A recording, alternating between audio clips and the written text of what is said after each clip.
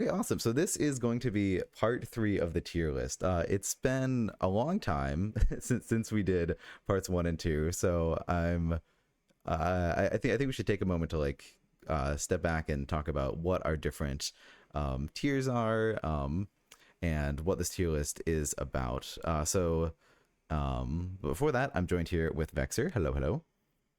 Hey, hello. Welcome everyone. So, yeah, we're going to continue the tier list that we were doing. The things to consider is that this is a raw power tier list, right? So, we're just going to be analyzing each faction, all the cards in the faction, like how powerful they are individually, how much synergy they have, and comparing it to the power baseline that the designers have set up by themselves, right? This is not only our opinion, we're basing this on the initial cards that they created that set power baseline. For example, like 2 damage. This is like just so that you know what I'm talking about. 2 damage has been established as something you can do for 0 magic as an event, right? In the move phase.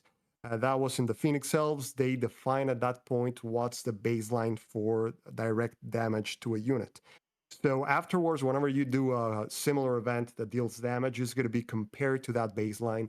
And you're going to be able to position it either above that baseline, below that baseline, and that determines how good it is, right? And then if you make it stronger, that kind of becomes your new baseline, right? New events are going to start being compared against that. So that's the type of tier list this is. Like, we're not taking into consideration tournament level play, like how well this faction plays against the other competitive factions, like the S tiers, which would be a different type of tier list when you have to consider the meta game in competitive play, and some factions might be really powerful, but they're bad against like the 3 top factions. So then it's really not a good option for the tournament, even though they might dominate like 80-90% of the other ones. So that's the type of list we're going to be considering, and that's the way we're going to be analyzing this. We're going to try to not make it a subjective opinion of how we feel about the cards. We're going to try to compare it with all those baselines for units, for events, for a summoner, for attack values that have been established previously. Yeah, and so this is sort of a unique. I think this is a unique take on a tier list, because that will also like just focus on it's so long because we're also just going to focus on talking about each faction individually, in depth. But for instance, like a lot, like very few other tier lists have fungal dwarves up in S tier because they are just so weak against all of the other S tier factions. So very few people are taking them to briefly. So like, let's say S tier versus A tier. What should we expect? And I'll just I'll give like my takes first. On like an S tier faction, I would expect to generally feel like more of an uphill battle, to go against. For most factions, it'll feel like if you make mistakes, it'll be more punishing for you. Like if you make any mistakes, like suddenly you're behind. Where A tier is where we find the more desired, the desired power level, where I don't really know exactly how to describe what it feels like for a matchup to be balanced.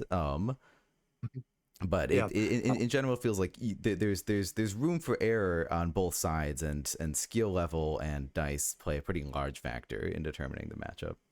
Yeah, Yeah.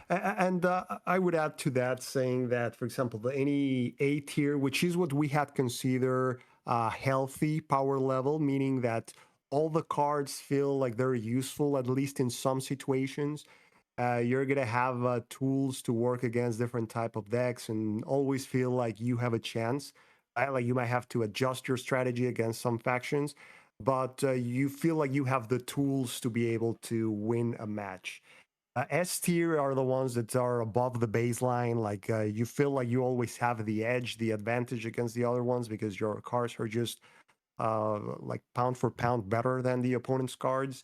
And when you start going below A, that's when you're always feeling, as you were saying, like an uphill battle. Like, you're always have like a weaker deck, and you're really relying on getting good rolls and having the opponents miss their attacks and things like that, or relying on getting a very specific combination of cards, which was the thing with the cave goblins, right? Like the cave goblins can take down an S tier deck when they get like this very nice drawing, which they just overwhelm the opponent.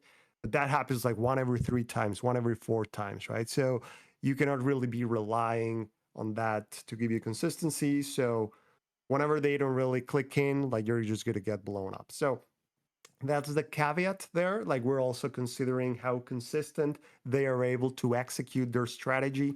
And for a deck to be strong, you expect like a good level of consistency, right? Like that's that was the logic there.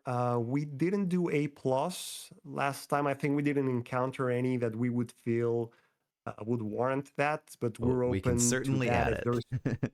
Yeah. Yes, we can add it if we feel like there's some nuisance there that warrants the A plus compared to the S level. Yeah. One thing for this is consider that there's also some difficulty level to play this faction. So something interesting we saw recently were some stats about the win percentages on the factions that was released by PHG. And for example, the fungal dwarves, you saw them there and they were below the 50% in a lot of matchups. And the way that I understand those is that fungal dwarves is one of the hardest factions to play at its full potential.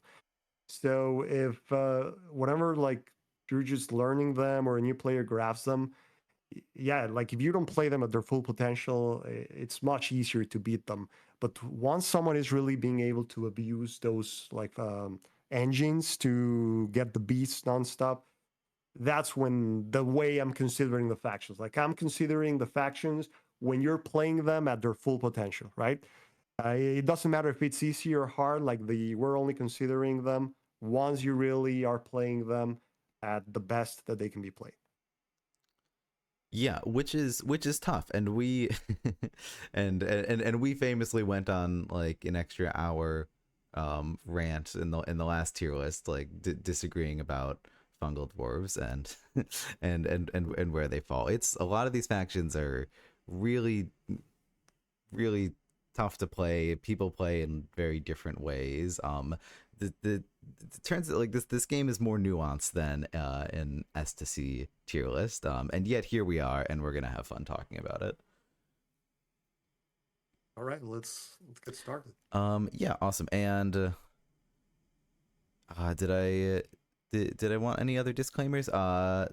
The all the other token disclaimers to tier lists is Summoner Wars tier list. A lot of we're just doing this to talk about the factions and have fun with this. Summoner Wars is not like a lot of other games where it's like the tiers are very definite and deterministic. Like in some games, if an S tier is going against a B tier, there's a 0% chance of winning.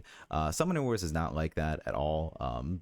Like if luck is on B tier side, they could always prevail over the S tier.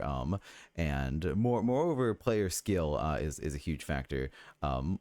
Like what you just said, but yeah, if you like player skill can easily can easily negate just basically all of this. If you're a newer player, like this tier list really doesn't mean a whole lot and shouldn't mean a whole lot for like what you choose to play or have fun with. Like play the factions that you have fun with, get better at them. Like getting better at the game and enjoying it is much more important than choosing the factions that are stronger here. Player skill is a much more determining factor in any game than this tier list. And then when we're obsessing over it, we're talking about perfect play at the highest level. How are these factions doing? But we're not even going into competitive metas and whatnot. So I don't know. There's some disclaimers for you. That's all I got. Did you have anything else to add to the preamble here? No, I just agree with that. Like this things means like the S tier many times have like a 60% chance of winning against others, like sometimes 70 or 55. So it doesn't mean that it's like a done deal, right? Like many times, and that percentage that they have, that's assuming like an equal level of play. Now, if you consider like the different mistakes that some players can make or the skill level, that can overcome those percentages. And maybe even though you have a weaker faction, the odds are in your favor because of that difference in piloting the faction, right? So yeah, this is not an absolute in any way. But this is relevant indeed when you have two players of an equal level, right? Like they have a similar skill level and they have a similar luck with the rolls in that matchup. Then that's when those differences can be felt. Um, yeah, well, awesome. And to chat as well, we're only gonna try to get through wave 3 today, so that'll be 6 factions, the first 6 that you see on the bottom row here, sand goblins through swamp orcs, and we're also gonna take a half-hour lunch break in the middle. But we're gonna get through it. So you ready to get started, Vexer? Let's do this. All right. First faction is sand goblins. I'll let you get started here. What do you have to say? All right, let's go to the cards and Alphabetical order is so hard for me. Here we go. okay, perfect. So let's start with the summoner. So this is one of those summoners that doesn't like it's more of a team player. Like he will be assisting the rest of the structures. He doesn't really need to be that much a part of the action. Like he's not going to be trading that much. Not a lot of health. Not a lot of attack, but gives you great mobility, right? So he's a solid guy. Like he fulfills a very important role in the faction, and we'll see once we start going through the units, like how he really plays an amazing role there. So his main event, this is just an amazing economic value type of event because this is the combo that you use with a mega gate, which is a main strategy you always want to be following. There's no reason to not try to do the mega gate, but it gives you flexibility of using it in other units and making like big aggressive plays that you send a lot of wrench rats, which will see them, and then you just get everything back. When you do this with a mega gate, suddenly like you can just not only replay the mega gate, which for some factions is really hard to get them back, to like sorry lower the health of the mega gate, but you get all the events. Then you can discard the ones that don't work anymore. So this is just an amazing value proposition, right? Like it defines part of the strategy of the deck. So very strong epic event. Then the champions, we find this roster of champions that they are all playable, right? Like few factions have the 3 champions being not only well playable, but some of them are like almost must play good. If we start with the uncle, this one, the key thing here is that he's a structure, so you can discard him early and then bring him back. It also means that you can put some of the upgrades on him, allowing him to attack and then hide. That's the main abuse that you can do with the uncle in the end game type of situations. And he allows you to get back some events. Many times that's relevant. Like you just need that final damage. You get the mortar, your thrust event, which is the best one, got milled. You get him back. So he's a little bit situational, but the fact that you can get him back with a scavenger for those situations makes it really easy to find him when you need him. And that way, sometimes you can just use him many times. That's also pretty awesome against factions that give you a lot of magic, like the Crimson Order. Sometimes you see the uncle coming back multiple times. So great champ there. Slightly situational, but really solid. Then we have a 4 magic champ. He's also a little bit situational, or she. I'm never sure. Yes, Like some of these ones were gals. So I believe they're sisters, Clink and okay, Silts. sister's good because sometimes I get so like, hey, he's not a dude, but no, yeah. So with the sisters, so she's amazing when you're playing a little bit more defensively. Being able to heal Krusk, it's an amazing proposition there. Also, you get to heal some of your units a little bit, which is significant many times with the riders. And I play them often. Like she's still sometimes situational. Like sometimes you don't want to bring him forward, get killed in a single turn. So when I play her, I want her to be on the back rows where I know that she's only going to get attacked once, and I'm going to be able to keep killing multiple times. When you get multiple heals, uh, the she's significant in the game, right? She can turn games around that way. So another very good champion, and finally, Silt. Like this is the best champ for this deck, probably one of the best champs in the game overall, like top 10 for sure. She that thing of like changing, swapping places, allow you to reach a summoner that is hiding. in combination with carry from the summoner, you can reach them very far away where it would be really hard for them to prevent you hitting them. The fact that you can do the switch and then move afterwards, like, allows you to make plays that are extremely hard to avoid for them from them to protect. So, and not only that, that's when you're like seeking that last hit. You can also use it defensively by attacking for 3 and then swapping with a rider in front of you and attacking with a rider, and then they cannot really even attack Silt's back. So this is the card that you're always, when you're playing against them, worrying about. Like, whenever they have 5, you have to be thinking about it. So it's just one of the best champions.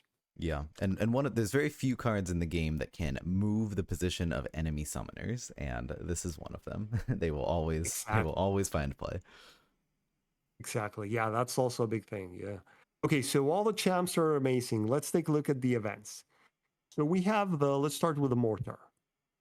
So this is a situational event that gives you a lot of splash damage, right? You just sacrifice one of your top cards, and then you can be dealing up to technically 5 damage. It's hard to do the 5, but it's easy to do at least 3 many times. Sometimes, like, you're doing 4, and it just feels like you're like devastating them for a single card, especially because you're going to be using this when you're hunting for the summoner, like trying to hit that summoner that is hiding against factions that cluster units. This is just amazing. Sometimes it's one of those that it's situational, like you're going to discard some, you only really need one, so you discard the other one, but it gives you amazing flexibility. So this is a great event. It's very unique too, right? And it's really hard to protect against, right? Because you really need to like position yourselves in a way that doesn't give them like any contiguity with your units and your summoner. And many times, like, you leave those gaps, and then they just put like one of their flying units there to be able to deal that extra damage. So it's an amazing event. Completely super, very playable, situational, but most of the games you'll want to play at least once, one of them. And Thrust. This is one of the like the best event in this deck. You'll want to definitely play both of them. This is the one that many times you're questioning if you want to do the abilities that mill one of your cards from the deck to the discard pile, because you don't want to lose these ones because of how good they are. Yeah. This is the ones that are really important to get early, because you want to put it on the mega gate so that it starts being a threat and allows you to act as cover for Krusk when he attacks. The second one, you want to on the summoner so that he can attack and hide, and that way you have like this ranged unit that is they're not able to attack back, or that you get out of the zone of danger, as you don't want them to. Like, Cross doesn't have a lot of health to spare, so it's hard to use him without this. So one of the main weaknesses of the deck is the fact that it relies so much on this event that if they're at the bottom of your deck, then it's going to play out in a very different way than when you get them at the beginning or in the middle of the game. The deck is able to survive if he doesn't see it in the beginning of the game, but usually by mid game, you at least need to have one of these ones. So that's the only downside of that one. It's so good that the deck really relies on it, especially for the Mega Gate strategy, which is what really becomes like put some heavy pressure on the opponents, that they can just simply hide from it because that 10 gate is just coming to their side. And finally, the turret. This is just like the cherry on the cake. It gives you that extra damage that you're going to be able to deal every now and then.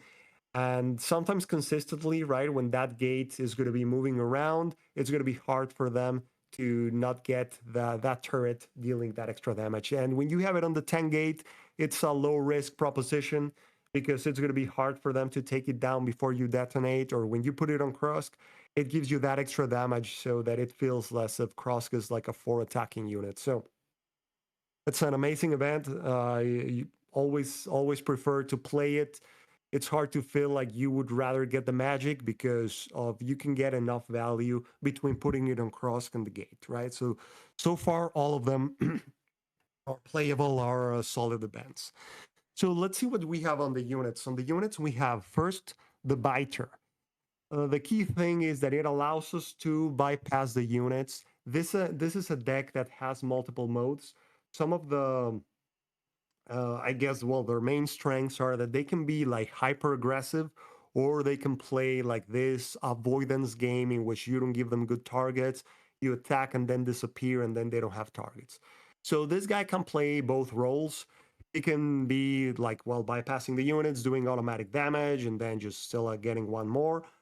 And then you can easily like kill him with a turret on the back or an attack on the back if you don't want to leave targets out, or he can serve as a central point for a mortar attack, and then they don't even get the magic back from attacking him.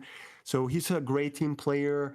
Situational, there are some like matchups in which he's not that significant, but he's an amazing team player for zero magic, which is something every deck wants to have, some good zero cost units. Mm-hmm. Then we have the Wrench Rat. So it's another zero cost unit. So the stats are normal for what we would expect here for zero. You get 2 health, you get 2 attack value, and then you get a really useful ability that has a lot of synergy with the deck, right? So this guy, you put it under the biters before you send them, and you know that you're going to kill them to guarantee that you get the extra damage. You usually use them under the Mega Gate, and then you detonate and get all of them back. So this is as good of a zero unit, zero cost unit that you can get, right? He's a central part of the avoidance strategy because you're going to be attacking something, then putting it under the gate, and then they don't have units to kill and get magic from. So it's probably one of the best zero magic units in the game, just because of that versatility that it has with the strategy of the deck, right? Like the raw power seems normal from the stats. Like 2 attack is nothing amazing, but for zero magic is just standard stats, but the ability has synergy with the whole deck. Mm-hmm. Then the Rider is your standard stats of 2 attack, 5 health for 2 magic, but it plays really well. It's important because you need also some defensive stats. So that's the only unit the deck has for that. It's the one that you're going to get 5 of them. So that's important. And it has an ability that plays to that hyper aggressive strategy. Not only you get the extra 2 spaces, when you combine it with carry from Kursk, you can be like getting up to 6 spaces away, something like that, right? So it's extremely hard for the opponents to be able to cover all flanks whenever they really are just playing defensive because it's a faction that doesn't have a lot of health or something like that. So he plays a great role there, and you also get the +1 strength, which it's important to overcome the fact that you're losing a card on the future resources that you're going to have. So you're sacrificing that for that immediate value. So this deck can play 2 ways, right? You can just be burning through your deck because you're trying to close the game before you get to that point, or really you play the long game and try to outlast them on the economic perspective. That versatility is the number 1 reason why this deck is so good. Yeah. All right. And finally, the Scavenger. So this guy, we can see he's, I would say, slightly, well, definitely above the baseline of power. So in here, we're getting 3 melee, which is something we mostly see on 2 magic units. And the downside is only that instead of getting at least that 3rd or 4th health that you get for 2 magic units, you're only getting 2 because you're only playing 1. That's a significant difference, right? Like from 1 to 2 magic. So if it was only on the stats, you would think like, well, okay, it's normal, right? But the fact that this guy, whenever he kills something, she kills something, whatever, you're getting a card back, right? One of those cards. So it's very important because the deck is going to be burning through some cards. So you balance that out by getting them back with this card. So this is kind of a key card for the deck. Is the key one that you never discard. You're always going to pay the 4. And getting that card back is such a significant thing. Is like getting 1 magic back. It's a similar thing, right? Like if imagine you had this unit that did kill something and it gets like 1 extra magic that the one you would be getting. Like getting 1 card is something similar. So many times you don't even hope for the 3 for 3. Like you always align the play so that you only need 2 out of the 3 so that you can consistently get at least 4 activations per game. So there's some amazing unit. I would say slightly above the curve, but I think they made it that way because the deck just needed that extra power to be able to overcome the fact that you're going to be burning multiple cards. So it's an amazing unit. So overall, right, we saw there isn't any single card that you would say like, yeah, this one is just weak. Like, don't like you usually discard this or like most of all of them you're going to be playing them, some of them every single game. Some of the other ones like the rider or the viter, there are some matchups in which you discard more viters, there are some matchups in which you discard more riders and rely more on the viters, right? So it's perfectly balanced from that perspective. Yeah. What do you think of the faction? Any comments? Yeah, I mean, I think you hit the nail with how versatile this faction is, and I'll give it away right away. I think this is one of the, if not the best design of any Summoner Wars deck, or like that just amazes me with how they pull off this deck's theme. Like just looking at the suite of commons, you're like, okay, three of them have 2 health. Like, how could this deck possibly compete with an econ strategy? Like, it just has a bunch of weak units that are gonna die. Like, it's surely your only strategy is to like run forward and be aggressive. But no, through this through this like conservative mega gate, wrench rats equipping on the mega gate and then detonating it much later, and bug biters just like getting chip damage in here and there, and scavengers reclaiming cards, and then you could play Uncle Sparks like 4 times a game if you really wanted to. Like they're so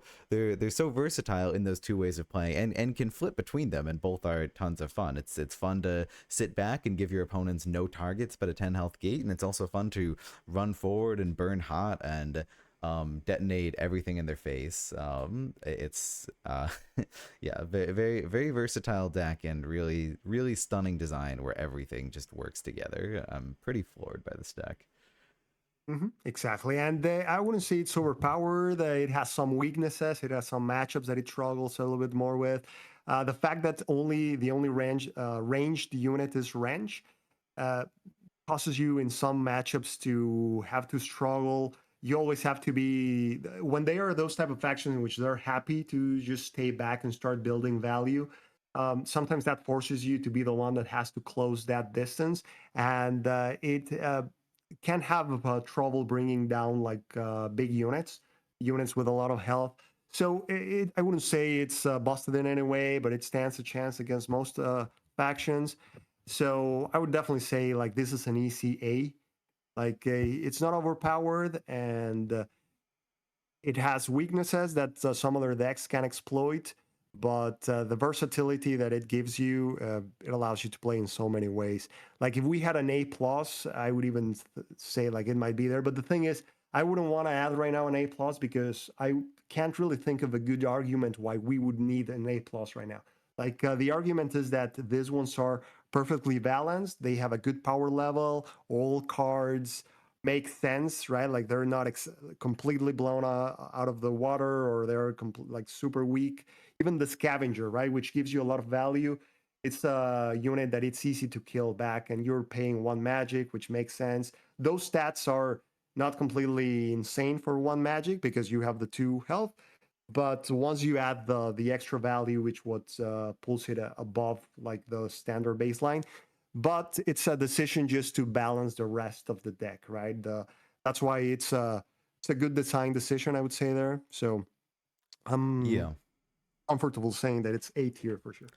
Yeah, I'm with you, and it's it's interesting trying to articulate that. Like, I guess with the aggressive play style, like it's very hard to avoid taking damage from the sand goblins. They can kind of fit anywhere they want with bug biters, and like get finish off low health summoners similar to the storm goblins with like mortar and stuff like that. But the problem with the aggressive playstyle is you burn through your deck really fast. There's a very obvious weakness there. If you do not finish it out, it's not going to work. And that's why I don't think in a lot of a lot of people that play sand goblins at a high level, the aggressive playstyle is not the default, because it's there's a lot of factions, a lot of circumstances where it's just not going to work out, or is going to be leaving it up to chance.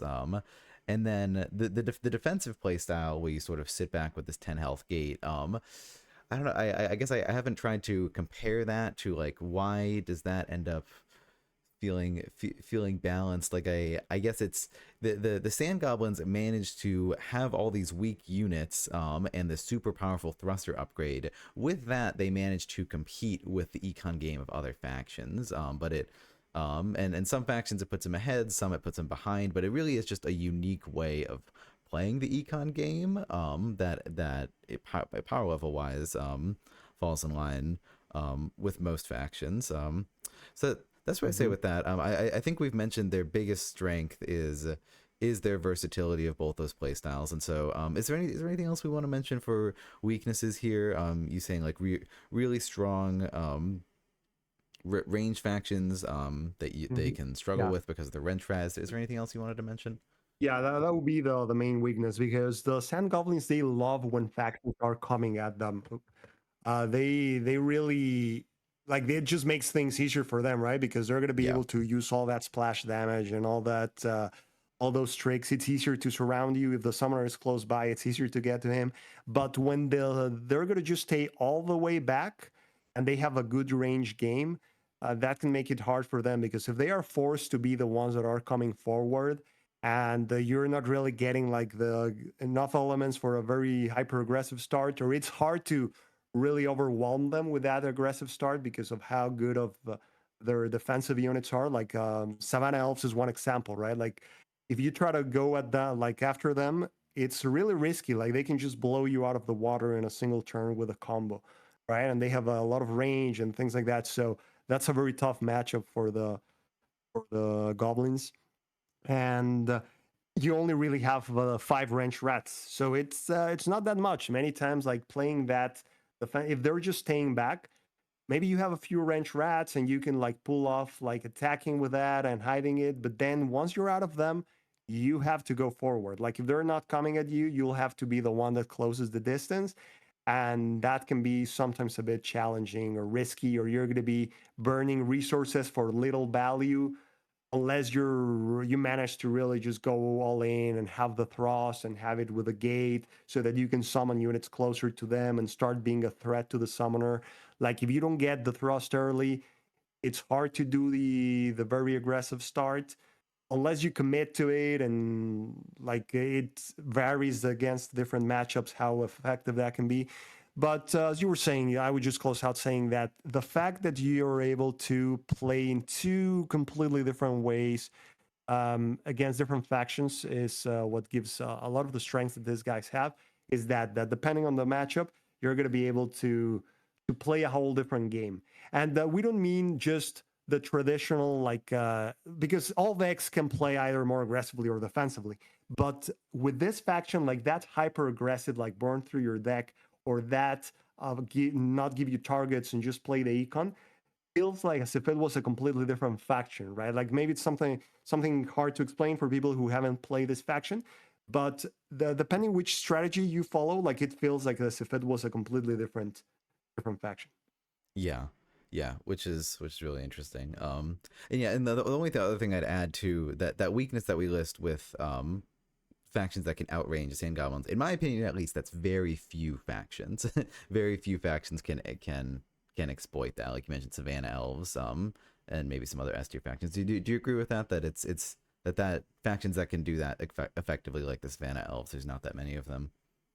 Exactly. Yeah, there are a Yep. few factions that we could probably say like, oh yeah, that's a horrible matchup for the goblins. Like there's probably just a handful. Yeah, and I think that really maybe that's worth listing as a strength as well. Is there's some factions in Summoner Wars that really manage to avoid the polarity of like different matchups. Like many factions these days, like they're in A tier, but they have a handful of matchups that they are just amazing at, and they have a handful of matchups where it's like, oh my gosh, don't even try. Like, like you're just gonna get crushed. And there's a handful of factions in here that really run the middle road in almost every matchup, and like their worst matchups are only by 5%, and their best are only by 5% or something like. And sand goblins are one, and that is truly a strength that that they can be versatile and adapt to what your faction is doing, and have an even and fair game in almost every matchup is a strength. Hmm. Exactly. Yeah. Ready to move on? Anything else to say?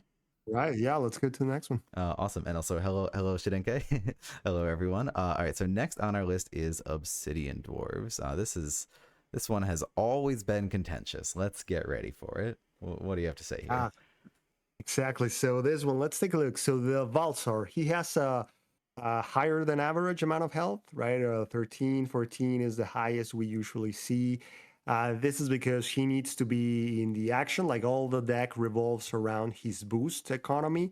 And this relies on you not rolling the specials, right? And depending on how well you do with this, he's going to be attacking from like having low 2-3 attack power to attacking 6-7, 5-6-7, which is like pretty high, right? 6-7 is something that we've never seen as a baseline for a summoner.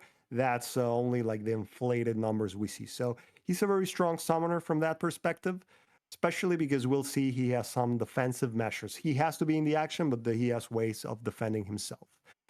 He also has the epic event, which, well, he is in the action and he's a big, very big threat, not only because of a potential high attack value, but because he can suddenly kill everything around him, dealing up to 4 damage. So this combines like extremely well with him being able to finish off the enemy summoner in a single turn when you play like a big attack plus volcanic blast. We see that pretty often, is very common. Not that common, but it has happened to me many times when they play 2 volcanic blasts on the same turn. Right? So sometimes like you can be at 10 life and then suddenly you're dead because they hit you for 5 and then they'll like, or 4 and then 2 volcanic blasts. So this is an amazing event, pretty unique. The fact that it requires the boosts, I think it's what balances it out, and the fact that it also deals damage to your own units, right? So this is probably the event that can deal the most damage in the whole game. I don't think, pretty sure there's no other event that has this potential of damage. Yeah. And even the average amount of damage that it deals most of the time is more than what any other event in the game would deal. But it's not easy to pull off, right? And it's risky because you're going to kill your own thing. So you have to position yourself in a way in which you're trying to deal more damage to the opponent. But then when you do that and kill everything around you and you're on the opponent's side, then you're in trouble the next turn, right? Because they can just come after you and the counterattack can be brutal. But the way you try to play it is the fact that you're going to be killing them that turn, or we'll see the units. He has some defensive measures. So this is an amazing epic event, extremely powerful, and you always see it played at least once in most games. Then the champions. So we have a pretty unique champion with a forge, 3 magic. This is as cheap as they usually get. And this is it's pretty unique because it's just a structure, really. We won't be doing anything other than give you value with events.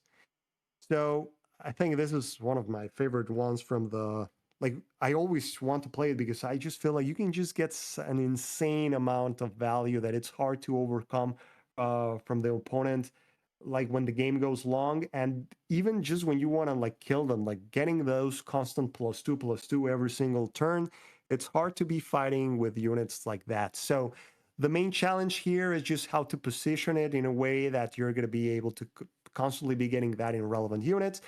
But it's something doable. And for 3 magic, I think it's a steal. Like it's really worth those 3 magic. I always try to play it, and you can get it up to 6 events, right? Many times they hit it. I prefer to try to position it in such a way that they cannot really reach it easily. But sometimes, like, you're just forced to put it somewhere around the middle because you're already a little bit way forward, as this deck likes to be aggressive. But this is just an amazing champion. still sometimes slightly situational. It's not one of those must-play champions. I just like to play it as many times as I can. But Amazing design, pretty completely unique too. So Bullcore. The other two champions are also really good, but it's hard to play both of them because of the cost. So we have this guy at 6, but he is definitely worth the 6. Like you wouldn't like he cannot be worth less. As with the boosts, which whenever you play him, you always have to be planning around immediately putting some boost on him. Like if you play this guy and he gets killed the next turn, you're gonna lose that game. It's hard to come back from wasting 6 magic and only getting like a 2 or 3 attack out of him. So you want to be putting more than one boost, meaning like you have a plan so that you have a high percentage of chances of putting 2 or 3 boosts on him at least, so that he can survive at least that turn, so that you could put the last set of boosts on him. And I think he's solid, like still situational because of the cost. Every time you have a 6 magic champ, like if you draw him early, many times you have to discard him. But or if you like, there's just this battle in which you cannot really accumulate magic because they are not giving you that much, and you have to keep playing units. Then you have to discard him just because of that. But it's not because he's not a good champ. Like every time you play him, you're going to be happy about it most of the time. The other reason why he's situational is that sometimes if Valsar is already hiving, it's going to be hard getting a lot of boost on him. And if you don't have a way of getting like up to the 5 boost, it's probably not going to be worth it. And maybe you just look at other ways of using your magic. But this is another great champion. You see him often in games. Yep.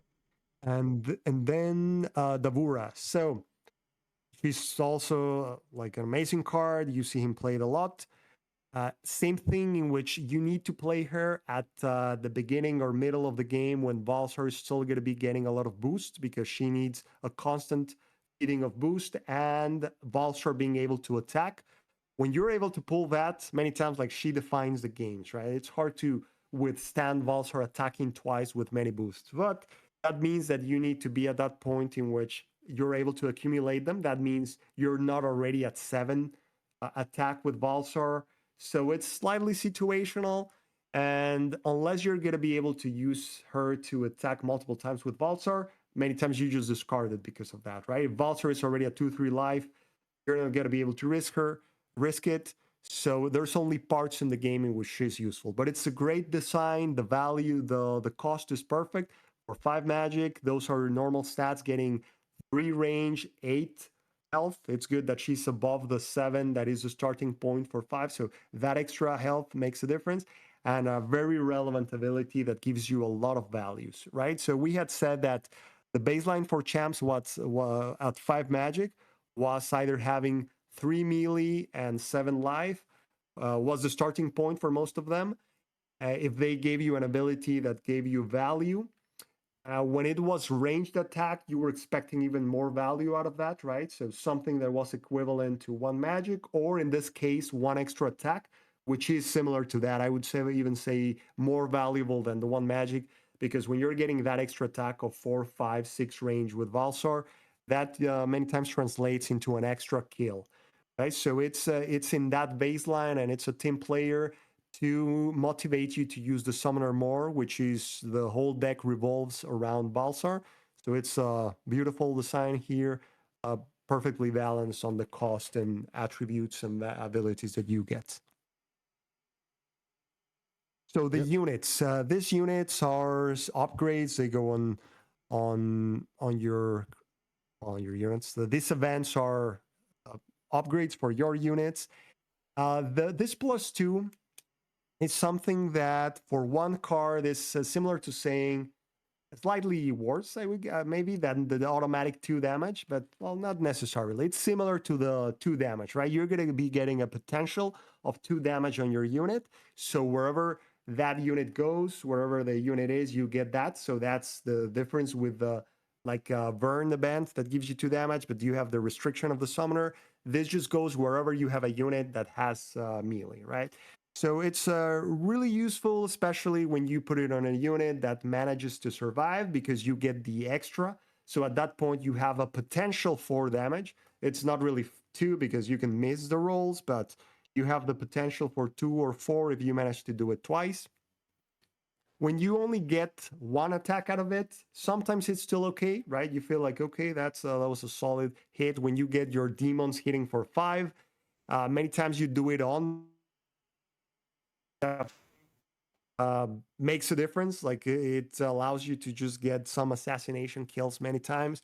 So this is a good event, has good synergy with the rest of the cards we're going to be seeing. Yep. The other one is you play it much less. It's a situational event, but definitely it's a good addition to the deck. Just having the possibility of doing this, especially because these two you can play them multiple times for free, kind of free with the champion with the forge.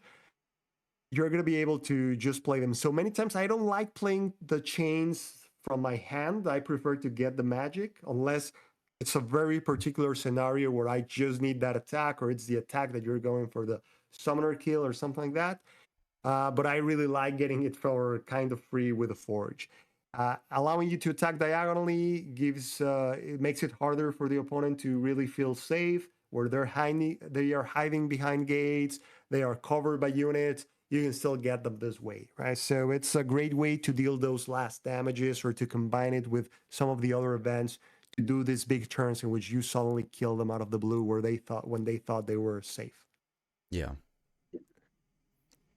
So it's great to have this situational events that really have realistic situations that you're going to be encountering at least once every game, right? Because there are some other ones that we'll see that are not good in other factions, that are just, Yeah. I would say, not great design, that some people would say like, well, there's this one situation you'll encounter every 20 games that it's amazing and this is going to give you the game, but I don't think that's good design.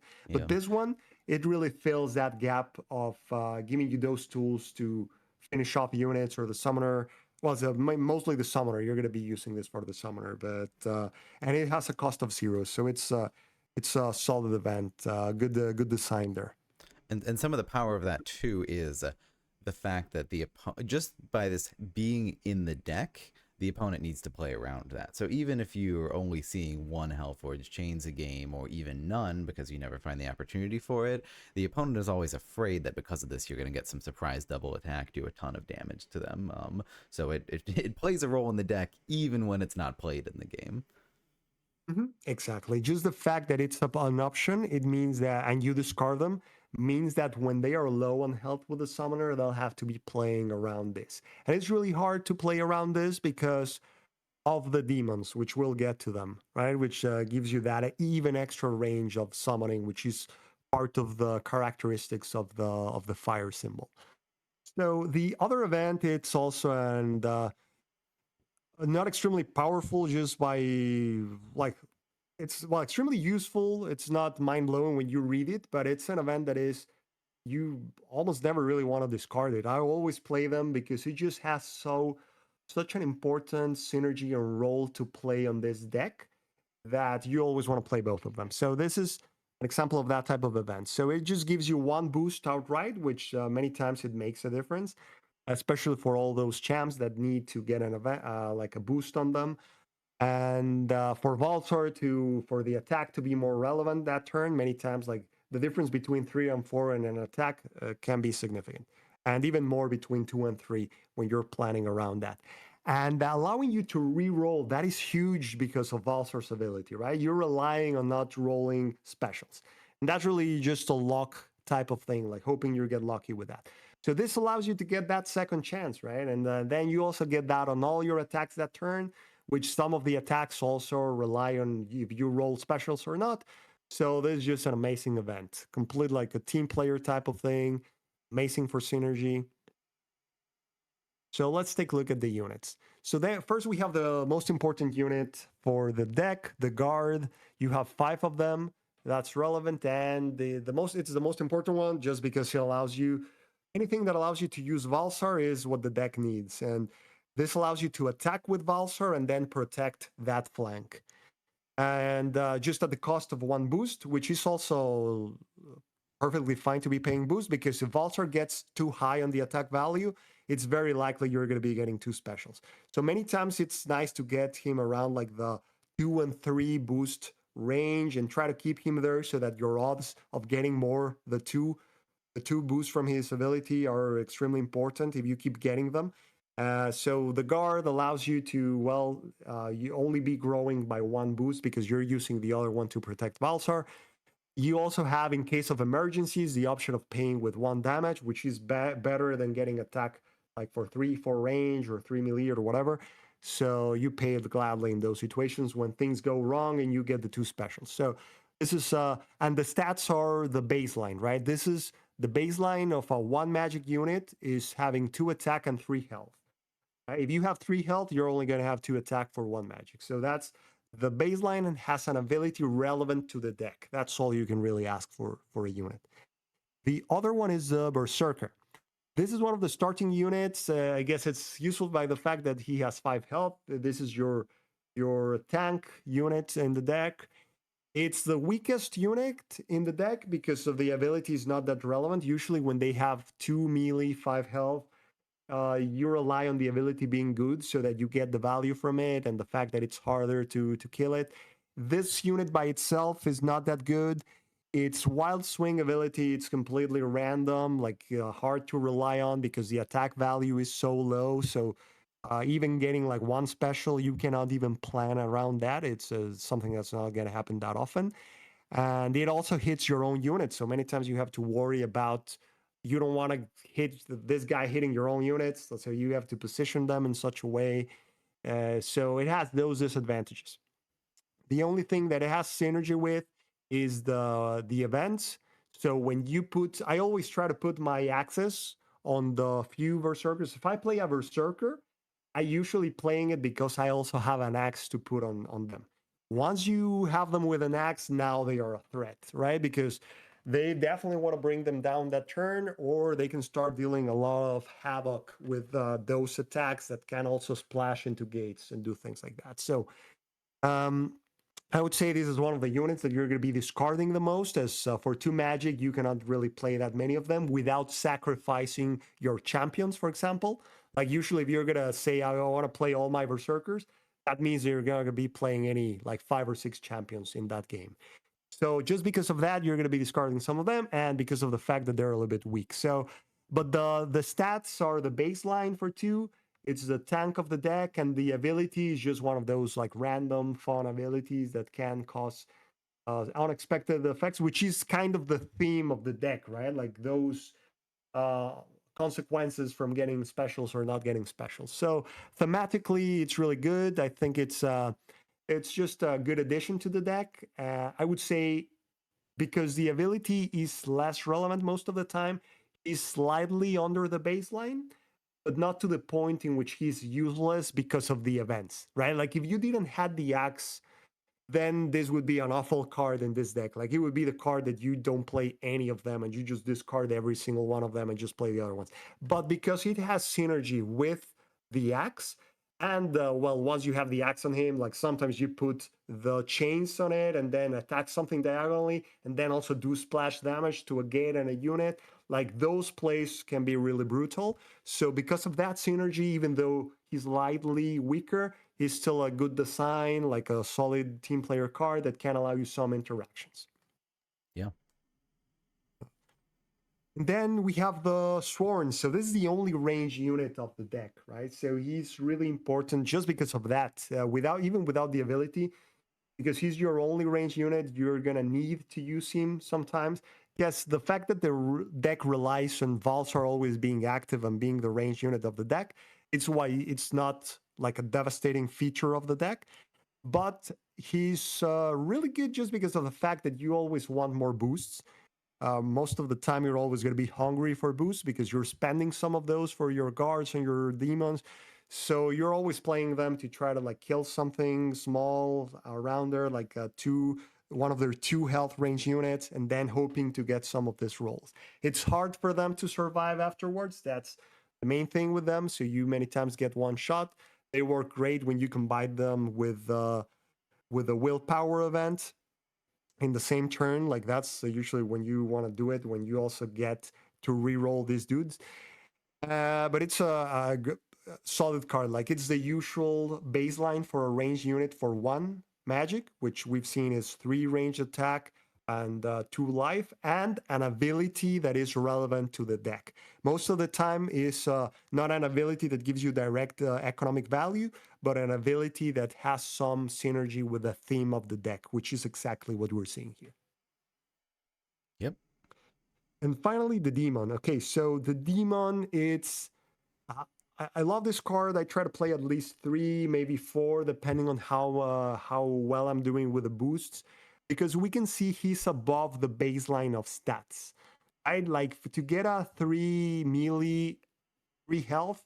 That would usually cost you more than 1.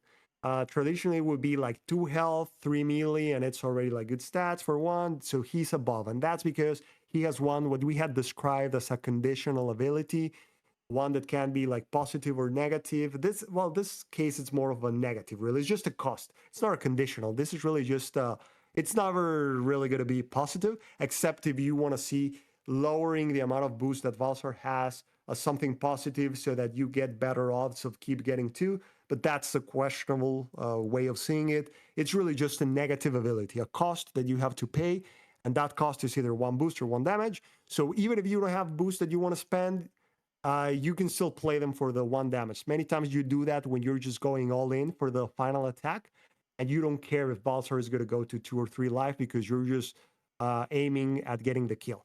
The fact that he can come out of unexpected places, out of either the Ember Guards or other Ember Demons, it's what makes them so good, because that way you can reach the Summoner when they thought they were safe. You can chain these, so sometimes they can play around a single demon, which is a normal thing to do, but playing around 2 demons and a guard or 3 demons, like that's much harder to predict. People cannot really, it's harder to play around that because then you wouldn't really have many plays to do. So you can catch them many times that way, and when you put the axe on it, attacking for 5 melee, it's really significant.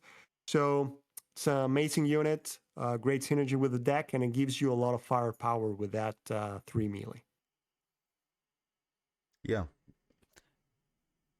Yeah, All exactly. right, so I feel like this unit. Sorry, I think something that clicked with this unit for me was you saying that when you hit those higher thresholds with Balzar's boosts, when you're at like 6 boosts, it really doesn't hurt that much to spend 1 boost to get down to 5, because then you have a higher chance of getting more boosts. And I think that made me see this as a better value play. I had seen it as a pretty poor value play before then.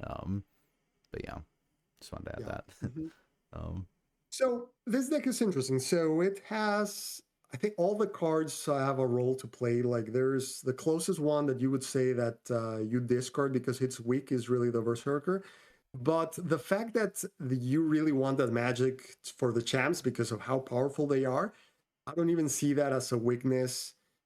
As you have things you want to do, like you would rather just play those champs because of how good they are, right? So but the main disadvantage is that sometimes the rolls are just not gonna be there. Like they're just sometimes gonna like mess up your game and not allow you to get anywhere and just pretty much like defeat you, right? Like we can see it sometimes like that. Balsar attacking for two specials and 0 damage. It's like those type of things that you would think don't happen often. Like I don't know, I see them every now and then with rolling 2 or 3 dice and getting the 2 specials.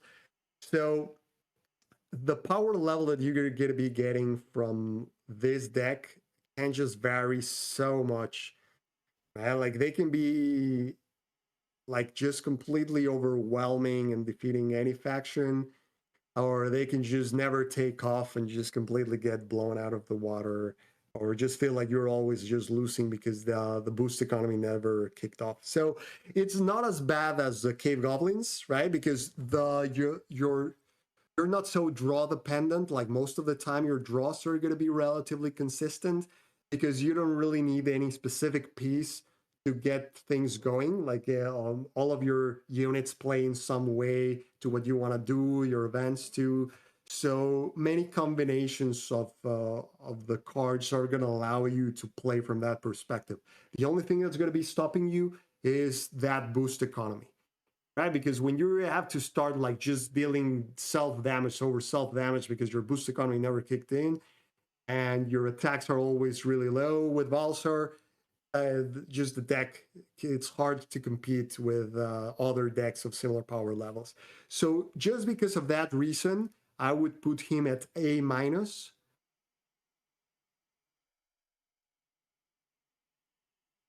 Mm-hmm. Yeah, and that's the only reason, right? Because of the that reliance on that the special roles, the roles of specials, which can make the deck play perfectly at any power level that can take down any deck, or can make the deck just get blown out of the water by almost any deck. Yeah, so I don't know what the numbers would be exactly there, but if you say like, okay, so a majority of games your luck is gonna be fine and they're gonna be sitting in A tier, but then a significant enough portion of your games are going to you're gonna roll poorly that they're gonna suddenly be performing more like a B or C tier deck. That will say, well, the average power level Yeah. is A minus. In some games, they're gonna feel like an S if your luck is super well, it's just more volatile like that. Exactly, yeah. And I wouldn't say that they would play at, even when you're doing bad with the rolls, they don't play as bad as a C level, which C levels are something that you're really getting like almost like 50% of your games. You get nothing because of the dependencies, like the draw dependencies, and 50% maybe you can do your strategy. It's not as bad with Valser. I would say at worst, he plays as a B because of the raw power of the cards. Like most of the cards still allow you, even though you're sacrificing life, so that means that it's more likely that they're going to kill you before you kill them, but you can still kind of play with him. So yeah, at his worst, he plays around B, but it's not that often. If you really just have to look at the odds of the special rolls that you're going to be getting, so if you just go by those odds, I think it's more like 2/3 of your times of the times you're going to be playing as you want to play, or maybe 3/4 to 2/3, right? From 66 to 75% of the games you're going to be playing as you want to play, and maybe 25 to 33 you're gonna just completely get destroyed by your own special roles. So it would be interesting to hear from the heavy OD players if they feel that those percentages reflect their experiences, in which around like 1/3 or 1/4 of the games they just get completely screwed by the rolls, and the rest they can play. It doesn't mean that they are winning. It just means that they're able to do the normal strategy of the game. That you're attacking with Valsar for 3, 4, 5. Right? It doesn't mean that you're going to be at 7 all the time, but you would expect to be hitting the 5 attacks often, whatever. Like you, because when you attack for 3, it's more often than not that you should be getting your boosts to then be able to attack for 5 or so. Yeah, so I would definitely say A minus because of that, just because of the we be taking into account consistency as a factor. So just because of that, instead of A, I would say A minus. But remember, we said that A minus doesn't mean that there's a design issue or anything like that. Well, not necessarily. Now, in this case, we had said there were design issues that were keeping some of the other ones, like the Phoenix Elves, from being A. But for the case of Obsidian Dwarves, it's not a design issue, is just part of the theme of the faction, which is a theme that I love. I love that thing with the variability of the specials. They call it the casino faction type of thing, which Yeah. you rely a lot on that. So it's a great theme, but on the power level, it just makes them a little bit more variable. So A minus. Yeah.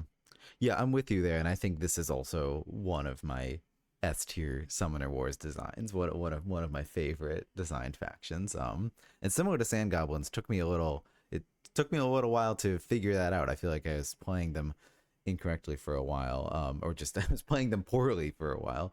The other footnote I'd add here is this faction, as opposed to the others, will differs a lot more if we made this a competitive play tier list, which we're not going to go into here, especially for all the factions. But in competitive play, especially if you're choosing like what 5 factions to take to a Plaid Hat tourney where you're going to be playing dozens of games and you really need to win to be at the top of your pool to win the tournament, in that circumstance, just crapping the bed like a third, a fourth of the time, means that it's a bad choice. It means that this is down to B tier, down to C tier if we're considering competitive play.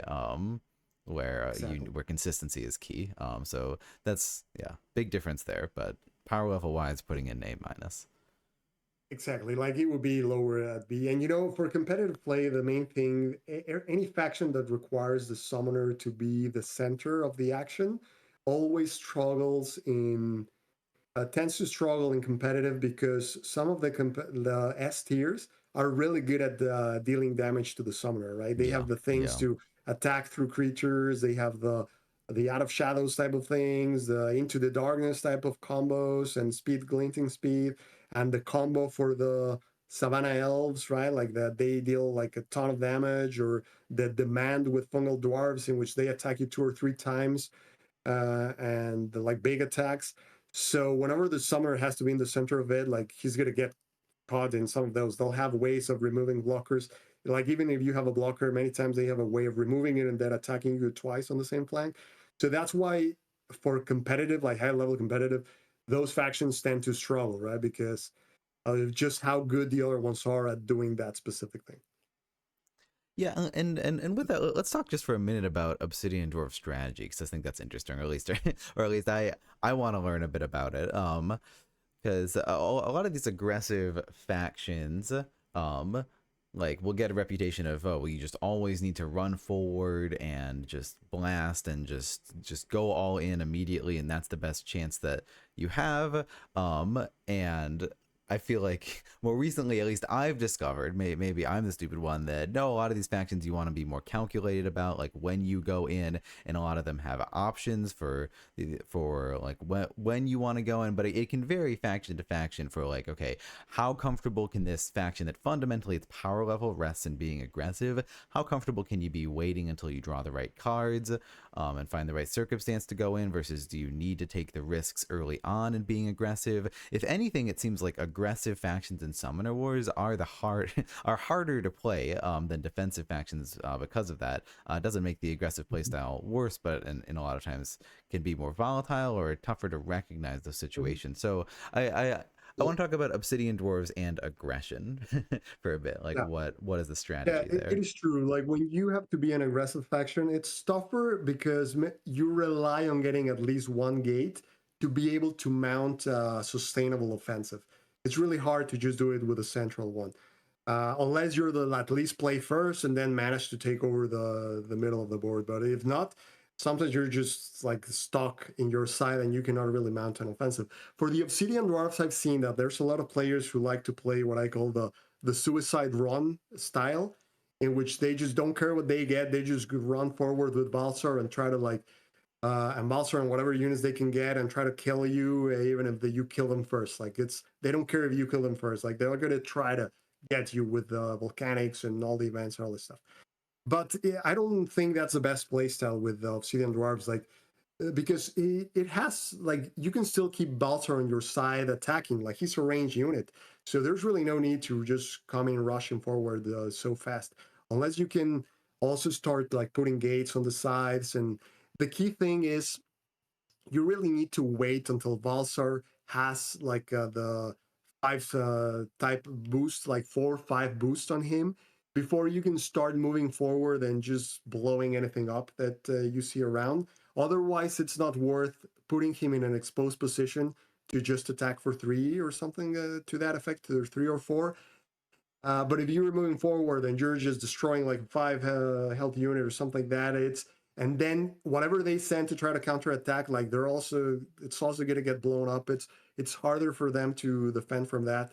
They also need to start moving the summoner out of the way, as there are ways of removing the blockers. They don't want to get attacked by a 4/7. So I prefer to take it slow with Valsar, start building the boost economy. And the thing is, you do need to keep him active, even if it's from your back rows, shooting stuff in the middle, because you need those boosts to start rolling. But I'm a little bit more careful of sending him to the other side of the board, because the truth is that when you're playing against them, if they send you to 5 or less, you kind of already lost the game. Like once, if you have to just hide with Valsar pretty early in the game, it's hard to come back from that. So I prefer to be careful, so to not give them easy shots at the beginning, so that Balsar can still be a threat, and I'm coming forward and risking Balsar, but that's when I'm already attacking for 5, 6, 7. I see. And also once you've already drawn that gate, so you can place that on their side and then start threatening their forward gate. Is that all? Exactly, that's the ideal. Like getting it around the fourth row, so either your fourth row or their fourth row. Sometimes the first one, even in your third row, is okay while you start building presence and all that stuff. But yeah, that's what I would say about those ones. But yeah, should we go to the next one so that we're able to make it? Actually, maybe we do a stop here and then we Yeah. resume with the next one. Yeah, that sounds. You wanna take a quick break here and then right there. We're back, everyone. Hello. Right on time. All right. Let's get right back into it. Let's keep this moving. So we have all these tiers. We got. We have A tier, the desired, A minus, just slightly below that, where we just had Obsidian dwarves. Where are we gonna put Wayfarers? Let's take a look at Wayfarers. So, and like I actually don't know before we go through them, like which one we're gonna I'm gonna select. Like I kind of do it after like Yeah, everything we no, say. I was worried because I always have thought sand goblins were A tier, but you were like saying so many good things about them. I was like, oh my goodness, are you about to like put them in S? We're gonna have to fight about this. We have not we have not talked about this before. We have no idea what each other is gonna think. Like I don't even know where I'm gonna put them. That was my point. Like I'm not even sure what I'm gonna say about the factions until we run the analysis, and then based on that, I also try to come up with, well, let's see how this lines up. So yeah, that's also the fun part. So let's see the Wayfarers. It's a very interesting faction, unique theme, pretty completely original, and it's we could say like it's assassination faction, right? It's similar to the, I would say it's the most like the theme is pretty much like just go in and like assassinate the summoner. Has all the means for that. So Celeste, we see it's 12 life. The average for life for a summoner that needs to be in the action, right? Like if he needs to be in there, like it's rare for them to have less than 12, because she's part of the core of the deck, and we can see that the strength goes from 3 to 6, right? You have this variability depending on how many units are on the other side of the board, which is part of the theme. The theme is just being there, right? So it's a pretty straightforward summoner. Really, all it does is like big attacks if you have a lot of resources, smaller attacks if you don't. So let's see what she has to make that happen. So first, the main event, it's perfect for that, right? It just allows you to move one extra space, which is significant because it's applying to all the units, and because it's a faction that it's also supposed to be about teamwork. I think one of the symbols is related to that. Then you get a bonus if you manage to line them up, which if you manage to get +3, that's a big thing, right? We know that that is a big type of effect, but it's highly conditional to the positioning. So it's not trivial to achieve. It's something you have to work for. So this is a great event. It's zero cost. It's something that you want to play. You never discard a coordinate, right? Even a bad coordinate, it's worth it. Even if you're only getting +2, plus the movement, which is something hard to quantify, but it allows you to do pretty crazy things once we see all the other movement related abilities. So, very good event in line with the theme. Then the champions. So first we have Baldo, which is just one of the top 3 probably champions in the game, at least top 5, I would say. Easily, like everyone would probably agree that this guy is there, just because of the crazy mobility that it allows you to have. Like that movement of the diagonal space is like what would mean like you're able to move up to 4 spaces, right? Like once you count like what you would be doing in normal movements. And then the fact that you're able to attack and hide. Remember that every time that abilities that allow you to attack and hide is the strongest thing that you'll find in this game, right? Because that means that they will have a hard time attacking Baldo back.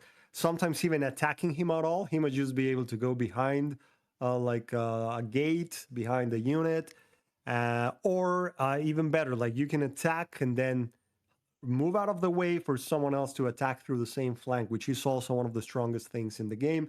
And this is the type of things that assassination decks need. So he's right in line there, and it's pretty much really at that cost. So you have 5 magic. The baseline was around 7 life, so he's even above that. Like he's at 8 life. If you think about it, like if he had 7 life, he would still be playable, right? Like you would always still be thinking like he's worth it. At 8 life, he's just one of the best champions around. Yep.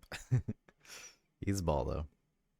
Yep. Yeah. And the thing is that now with how good he is, it makes the position of which champion you're going to be playing competes with the other ones. So the other champions, unless they do something very particular, it's hard to even play them. But I think they had a good design in which like they are situational champions that you might still want to play if you're in the right situation aside from Baldo or also plus Baldo. Like the thing with Baldo is so good that you always want to play him. So most of the times, if you play Gusto, is just in addition to Baldo if you have enough magic. But we'll talk about that. So he really is a pretty vanilla like stats for magic. You know, you get at least 6 health and the 3 attack range, which is the standard, right? Like it's hard to go lower than that. So 3 range, but the ability allows you to move a unit like an additional 2 extra spaces forward. So he's in that situation in which you're really desperate for that activation of the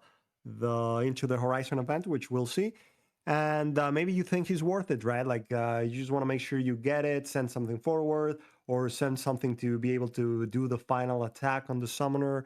So in those corner case scenarios, like you're gonna bring him forward. So he gives you like another tool in your tool belt. And finally, Tess, a very peculiar one. She has, this is interesting because she also cost 5, but they went with 7 health for her. Like, I think it would make maybe more sense for her to have 8. I guess maybe it's because of the range. It's going to be harder to get to her. So it probably makes sense because of that. And it has a very peculiar ability of switching places with gates. So this allows you to play a very different game in which you're suddenly now moving your gates all the way forward and doing things like that, or just like shifting the game from one side to the other, or putting her in places that would be, I mean, unusual, like a lot of things like that. So Yeah. she's very You can also situational. swap with a waypoint and then swap something else with that waypoint later to like get even further, which I'm never expecting when that's Exactly. used on me. Yeah. Yeah, actually, I lost the game that way. I didn't even know that was possible. I thought I had covered every single scenario of how the Wayfarers could get me. And then when they did that, I was just laughing so much. Like, it's, didn't expect to Yeah. lose that way. But yeah, she can also change with the waypoints. So, very niche type of champ that sometimes has its uses. Some specific matchups, you can see her like being valuable and worth spending the 5. But other than that, the stats you get are pretty weak for that. Usually, when you have this type of 7 health, 3 range for 5, you expect an ability that gives you some direct and like pretty solid value or damage. But she only gives you that position, which can be significant in matchups in some boards, but in some others, it could be something not that significant. It's really all what you can do with that gate in the new position that determines her value. So she doesn't see play that much just because the deck has a lot of other magic requirements that we'll see, but it's not that she's like a horrible champion, right? She's a situational one. In some situations, you play her and she's good. There's no design issues in here with her about the like the power level or anything Yep. like that. I agree. Okay, so on the events, we have some events to help you out with that, like move forward. Astral Waypoint, it's very useful in some cases, really, right? Because they are fragile. You don't want to give them easy magic. But because this is a very aggressive deck, sometimes you're just going to be rushing in. And this allows you to cover like a summoning spot, to cover like a side of an important unit or the summoner so that they cannot attack you through there. So in those situations, it's worth it. In some other situations, you can just put it in a safe space behind when you're just going all in with your summoner, trying to get the kill. But if you fail that, you want to have like an exit strategy, and this serves that purpose, right? So it's not a card that you play every single game, but it definitely is another good tool that helps you out in many situations, at least maybe one of them. Or if you prefer the magic, you just take it. But it's a pretty cool design, very unique. There's no other card that I think that we had seen similar to this, and it plays perfectly well with this theme. Yep, I agree. Then Slip By. This is a banger in this faction. It's Yes. really great for the summer to allow you to get like in those tricky places that aid would really be hard to get. So between this and coordinate, you can have some pretty crazy turns in which they think that it's impossible for you to get to them, and somehow you find a way. In some other situations, even like you just use it to attack with Celeste and then put her in a safe space when she's low on life. But it plays really well. It's interesting. It's so strong that they decided to make it one magic, which I think it makes sense because the effect of what you're getting, it's significant in value. And many times, like it's what gives you the game, right? Like you use it in a turn that this thing allows you to just kill the summoner. Also, Yeah, because that means that she can attack and then get out of the way for another of the range units to attack. So many different ways you can use it. It's a great event, perfect for this faction. I agree. Yeah. And finally, another one that is part of the theme, really, I would say, like the event defines the theme. And it just means that if you reach the opponent's back row, you get the economic reward. So it's very interesting how, right, like they made an event to define the theme of one of the objectives of what the deck gets rewarded on doing. So that then gives you that purpose on why you just want to keep going forward, because that way you get the 3 units, which makes sense. It's an amount that otherwise, like, 2 wouldn't be worth it, 4 would be busted, 3 is the perfect amount there. And I like that they put the restriction different cards, right? So if suddenly one of the units is a little too strong in a matchup, it would be crazy if you just get 3 of the same. So a perfectly balanced for this one, and plays great with everything the deck is trying to do. Yep, I agree. So now the units. So the units, well, we have two magic units, right? So that means that usually defines this deck as magic hungry. Like it needs a lot of magic to be able to operate with those. One of them is the usual tank body, which most factions get, just because it's sometimes just important to be able to have that unit. Which is, I guess, a lesson that has been learned now with Shimmering Fate, how significant it is I not was having wondering if you were like gonna go there, and you went there.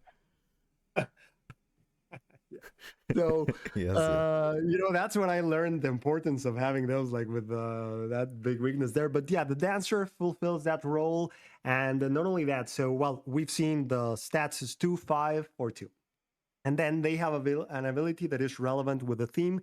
I think this one is perfect for that. Being able to switch places with another unit gives you so many uses. Like one of them is allowing a second unit to attack from safety. Another one is stealing spots. Like this is perfect for this deck because sometimes like you just keep sending units to the front and then you stop those aggressive decks. But with this, like they won't be able to do that because you're going to steal those front gate spots and you're going to be able to keep moving forward, which is something important for aggressive decks. So it's a perfect fit for the deck for that role. And then we have the aggressive 2 magic unit, right? So we've seen the usual stats for when you have 3 melee is that you're going to be getting 4 health or 3 health. And where you're getting 3 health, that's because you have a very strong ability, like one that allows you to deal like a free damage with a beast or damage to anything that is near. In this case, this is also a very strong ability, allowing you to have 2 extra movements with the unit, and those movements can happen in any phase. That's what makes it so strong. The fact that you can summon 2 units from the same spot because you did it in the summoning phase.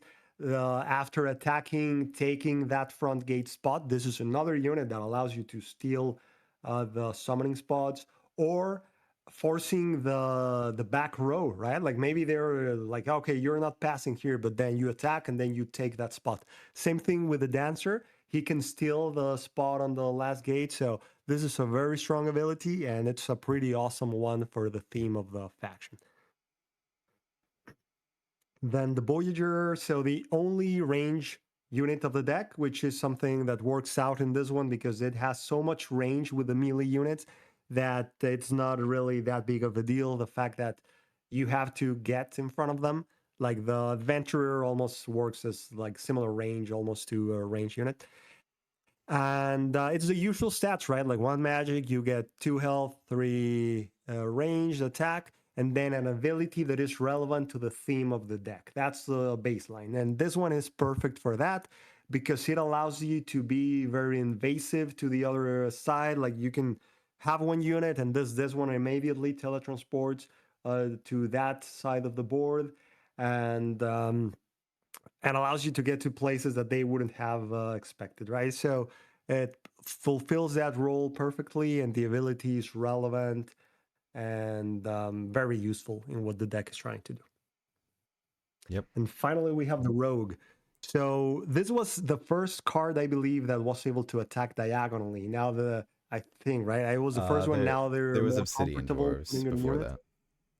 Oh yeah, the event. Well, it was an event, but this guy like just built in the attack because now reach is also something that allows you to do that. But now this was a card that had it built in. Very important to have 0 magic because the other ones are already 2, 2, and 1, so they need a 0 cost. The vanilla stats, 2 health, 2 attack. So from that perspective, it's normal. And then an ability that plays well with the rest of the deck, right? It's many times on the 0 units, it's a support ability. In this case, I think it's one that works perfectly well with the abilities from the other ones because it's what they were missing, right? Like being able to, you can be attacking in 2 flanks, and then with this one, like you're attacking 3 times the same unit, or attacking from like a unit that is hiding before gates. Like if they just like manage to escape and put the gates next to it, like this still gives you a tool to finish them off. There are many ways in which he's extremely useful and fulfills that gap that the deck had. And because this is an assassination deck, then this is another tool to be able to attack with a single flank exposed. So we saw that we have many ways of doing 2 or 3 attacks with a single flank exposed, which is what this type of faction needs. Yeah. Any thoughts? Yeah, I'd say so. I'd say first of all for the commons, like I think this is an S tier set of commons, or or maybe not to put in a tier, but these all of these commons not only work together so well, but just have incredibly powerful abilities. Now, this faction has some pretty significant weaknesses that we'll talk about, but just the abilities on these commons pull so much weight for them. Like dancers, just being able to grab forward gate spots for free is insane. Adventurers just having all of this reach wherever you want it and also grabbing spots is insane. Voyagers will fill any gaps that you somehow aren't able to fill with the dancers and adventurers, and rogues just extra attacks, sneak attacks everywhere. Like all of all of these commons have incredibly powerful abilities, which, and then I guess that also leads into my other thought that we'll talk about, but is like calling this in assassination deck. Often like a deck that we'll call an assassination deck ends up in the S tier, where it's like, okay, like it has all of these good things and also it's good at assassinating the opponent, and it's just like all this overall is just way too powerful. But this in my opinion is actually a very well balanced assassination deck, which is sort of interesting to think of that as a paradigm. But sorry, what were you gonna say to either of those points? Oh, I think you're muted right now. Okay, oh, yeah, sorry. Sorry about that. No, you're good. Yeah, so the reason, exactly, so it doesn't fall in the S tier because its strategy is like just has like one way to go, right? Like it needs to get on the other side of the board. So if they manage to go first and suddenly start setting the combat on your side of the board, it's easy to get stuck and never really take off from there. So it has that weakness. I guess it's very strong against factions that need the summoner to be a part of the action because they have so many ways of getting to it. But I mean, it's pretty balanced from the perspective that decks with good defense make it really hard for them to accomplish their goal, which makes sense. That's what you would expect. Like the polar dwarves are really like good against them. But other factions without that, like with frail summoners, like it's easier to kill them. So it's a pretty well balanced. Like it's a very, I would say, one-dimensional strategy. Like there's no way of playing them defensively. Like you just have to go forward. Like you, because you need the game to be taking place on the other half. So from that perspective, they are straightforward. Like that's their goal. That's what they want to do. That's how they need to play. Otherwise, they will be like very weak, right? If Celeste is really not attacking for four, five, sorry, for 5, 6, they don't really feel that brutal. You need to be try to overwhelm the opponent, set gates on the other side so that they cannot really get you out of their side by just killing whatever units you sent there. And if you think about it, like all the units weren't really outside of the baseline. They were all pretty baseline. But the thing is, all the abilities had great synergy to that goal of the deck. That's what made them feel all so useful because they all help you accomplish that thing that the deck wants to accomplish really well. Yeah, yeah, and I guess I'll say two things. One is like this is like one of the most fun decks to play and just like easy to pick up. Like all of the synergies are so obvious how they work together. It's okay, you want to get to the opponent's side of the board, this event lets you move far, like this event lets you be sneaky, and this rewards you from getting to the other side of the board, and all your guys go really fast. Like it makes sense. There's a level of synergy between the synergy in this deck that is like I think even greater than the average deck. And I Yeah. think the yeah, go ahead. Yeah, no, you're right. And it's easy to play, right? It's easy to pick up, and after a few times, like you get the gist of it, and then you're playing it well, right? Because Yeah. there's just really just being aggressive going forward and just keep attacking. Yeah, easy to play, hard to master, I will say, because I consider myself due to do another kick of this deck that there can be some pretty complicated plays. Surprisingly, I feel like I always thought that this deck was fairly straightforward, but just like there can just be so many different options with Baldo and Slip By for where you can go that it's I actually find it fairly hard to see the most optimal play in a turret. So easy to learn, hard to master, which is where you want. That's true. And Yeah, that's and true because most offensive decks are like that. Like when you rely on being offensive, mounting an offensive, a good one, sustainable one, it's not a easy thing to do. So that's true. Yeah. Yeah, and the only other point I make is we call this an assassination deck, but they can absolutely compete for econ, which is very important. Any deck that only has like like one path to victory, that is like killing the opponent before the econ game comes up, is gonna struggle. This deck, if you make it onto the opponent's side of the board, and are trading there, you're gonna have a summoner that's consistently hitting for 6. You're gonna be hitting Seek the Horizons.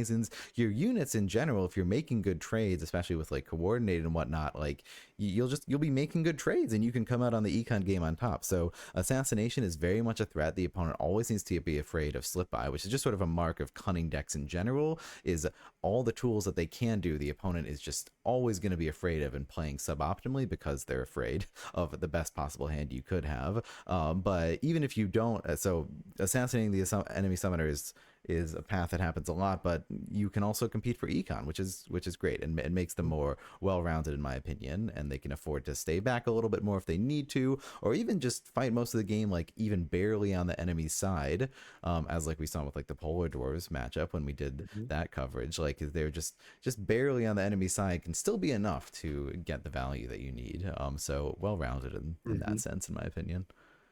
Exactly. That's a great point because they, even though they have all the tools to try to kill the opponent as like the summoner, sometimes like this just say they hide really well, and you're happy to just be trading as long as it's happening like in that middle board where you're getting the bonus and hitting the horizon, and that gives you that alternative way of winning in which you just got to be coming on top in the econ game.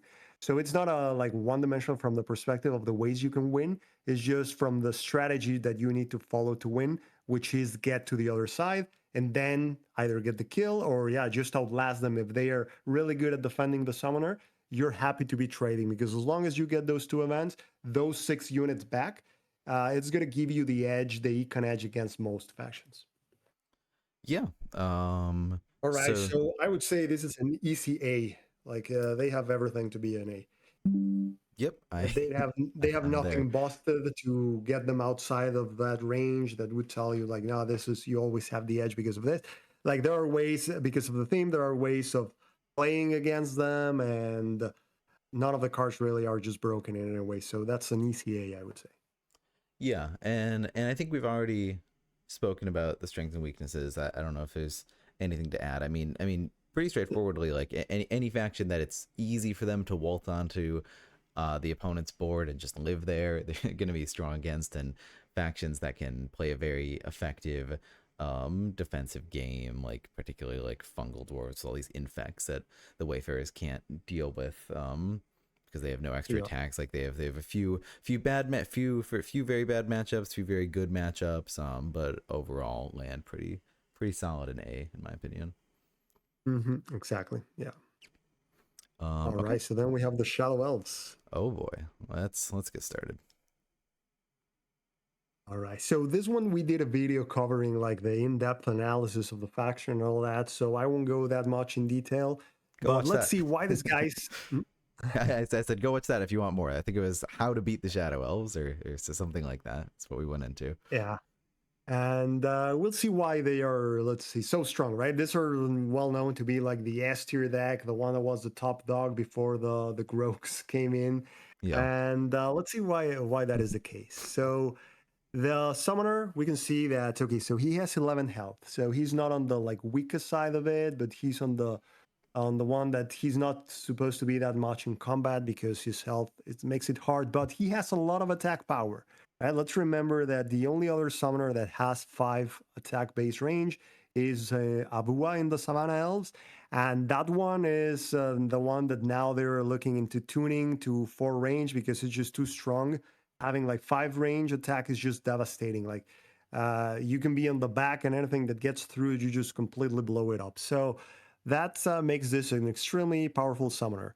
And then his ability, it's all about generating boosts with self-damage, and then you can bounce your own units back. So that gives you one of the strongest things in this game, which is magic denial, by removing those units from the board after they attacked. So remember, attacking and hiding is super strong, and attacking and removing the targets is just as strong as that, which is what the theme of this deck gives you. So the theme is related to self-damage and also to assassination, similar to the other one. So let's see, the main event, the epic event, is also one of the most powerful events in the game, right? This one, so it's hard to compare to any baseline because they are all unique effects. But just looking at the economic effect that it has on the board, we can see that it's not costing you anything, and you're going to be returning to their hand something with 5 or less life. And it's not only from the opponent, like you can do it for yourself too. So part of the theme of this deck is you're going to be damaging your main gate, like pinging it one by one, getting boost. And then if you're running out of that, you can use this just to reset that gate and get another series of a lot of boosts. Or you can use it on an opponent's unit. As long as you use it in a unit that they paid 2 magic to get on the board, you're immediately getting an economic advantage, right? Because you're only spending 1 magic, the equivalent of 1 magic, which is 1 card. That's the value of it, and you're returning something that they already paid 2 for it, right? So one of them is the one that you already spent. The other one is like they already lost that they would need to pay that again. So it has a lot of ways in which you can use this, and it will always be benefiting you, right? So if they are not playing big units that come after you because they don't want that, then you can simply use it on your own gate. It's not even like a lost card at that point. And some decks that have 3 magic units that have 5 health, like in this matchup, they can barely play those units. Like the Polar Dwarves, you never play your bears in this matchup unless you've already seen both Into the Darkness, because losing those 3 magic, like going back to your hand, just completely messes up your whole economic game. So that's how strong this event is. Like there's never really a time in which it's bad.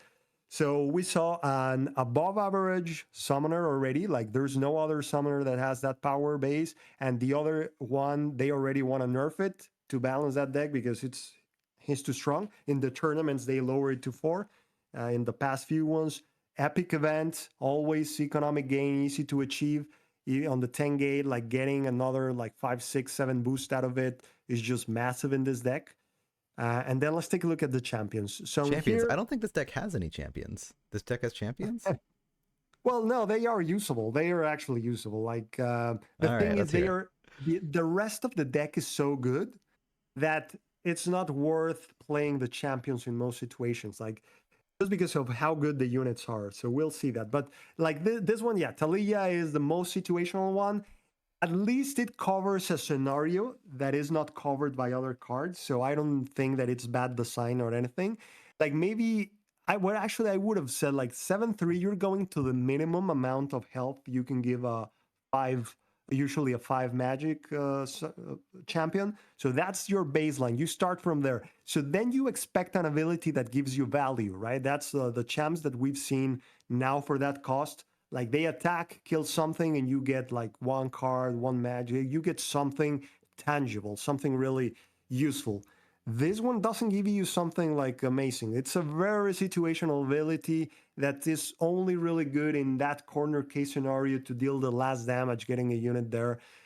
So I'm surprised they didn't do 8 life for her. I would have at least done 8 life to make her worthwhile in other situations in which maybe you just play her for the body. With 8 life, it makes more sense. With 7 life, it never makes sense. You always just end up discarding her. So this one is, I would say, the one that could get some adjustments just to make it more playable, just so that you're wanting a deck to always have all cards be useful in some situations, have a decent balance. So she could use at least 1 more life. But at least that ability can cover some board scenarios that will allow you to kill them when your other like assassination ability wouldn't do that. So then we have Samara, which is one that sees use even more. I think it's the one that you see the most in this faction. You play it, it's also situational because it's a risk, right? It's a conditional ability where it can be dealing damage to you if they just find a way to just run away from her. So that's risky. So you only play it in matchups in which they're going to have a lot of small units that you know you're going to be able to kill with that attack, and they won't be able to run away because they have too many units around. So you'll be finding targets. But because she only has 7 life, which makes sense because she has 4 attack, right? Like having that extra attack, it's a premium. So that means that there has to be some disadvantages to the card. So 7 life makes sense, but just to make her usable, you cannot just play her in a position that she will get killed in a single turn. So it's harder to find the good situations to use her, right? Like there has to be the right matchup, the right board, and then you have to make sure she's relatively protected so that there's only one flank. That's why she doesn't see that much play.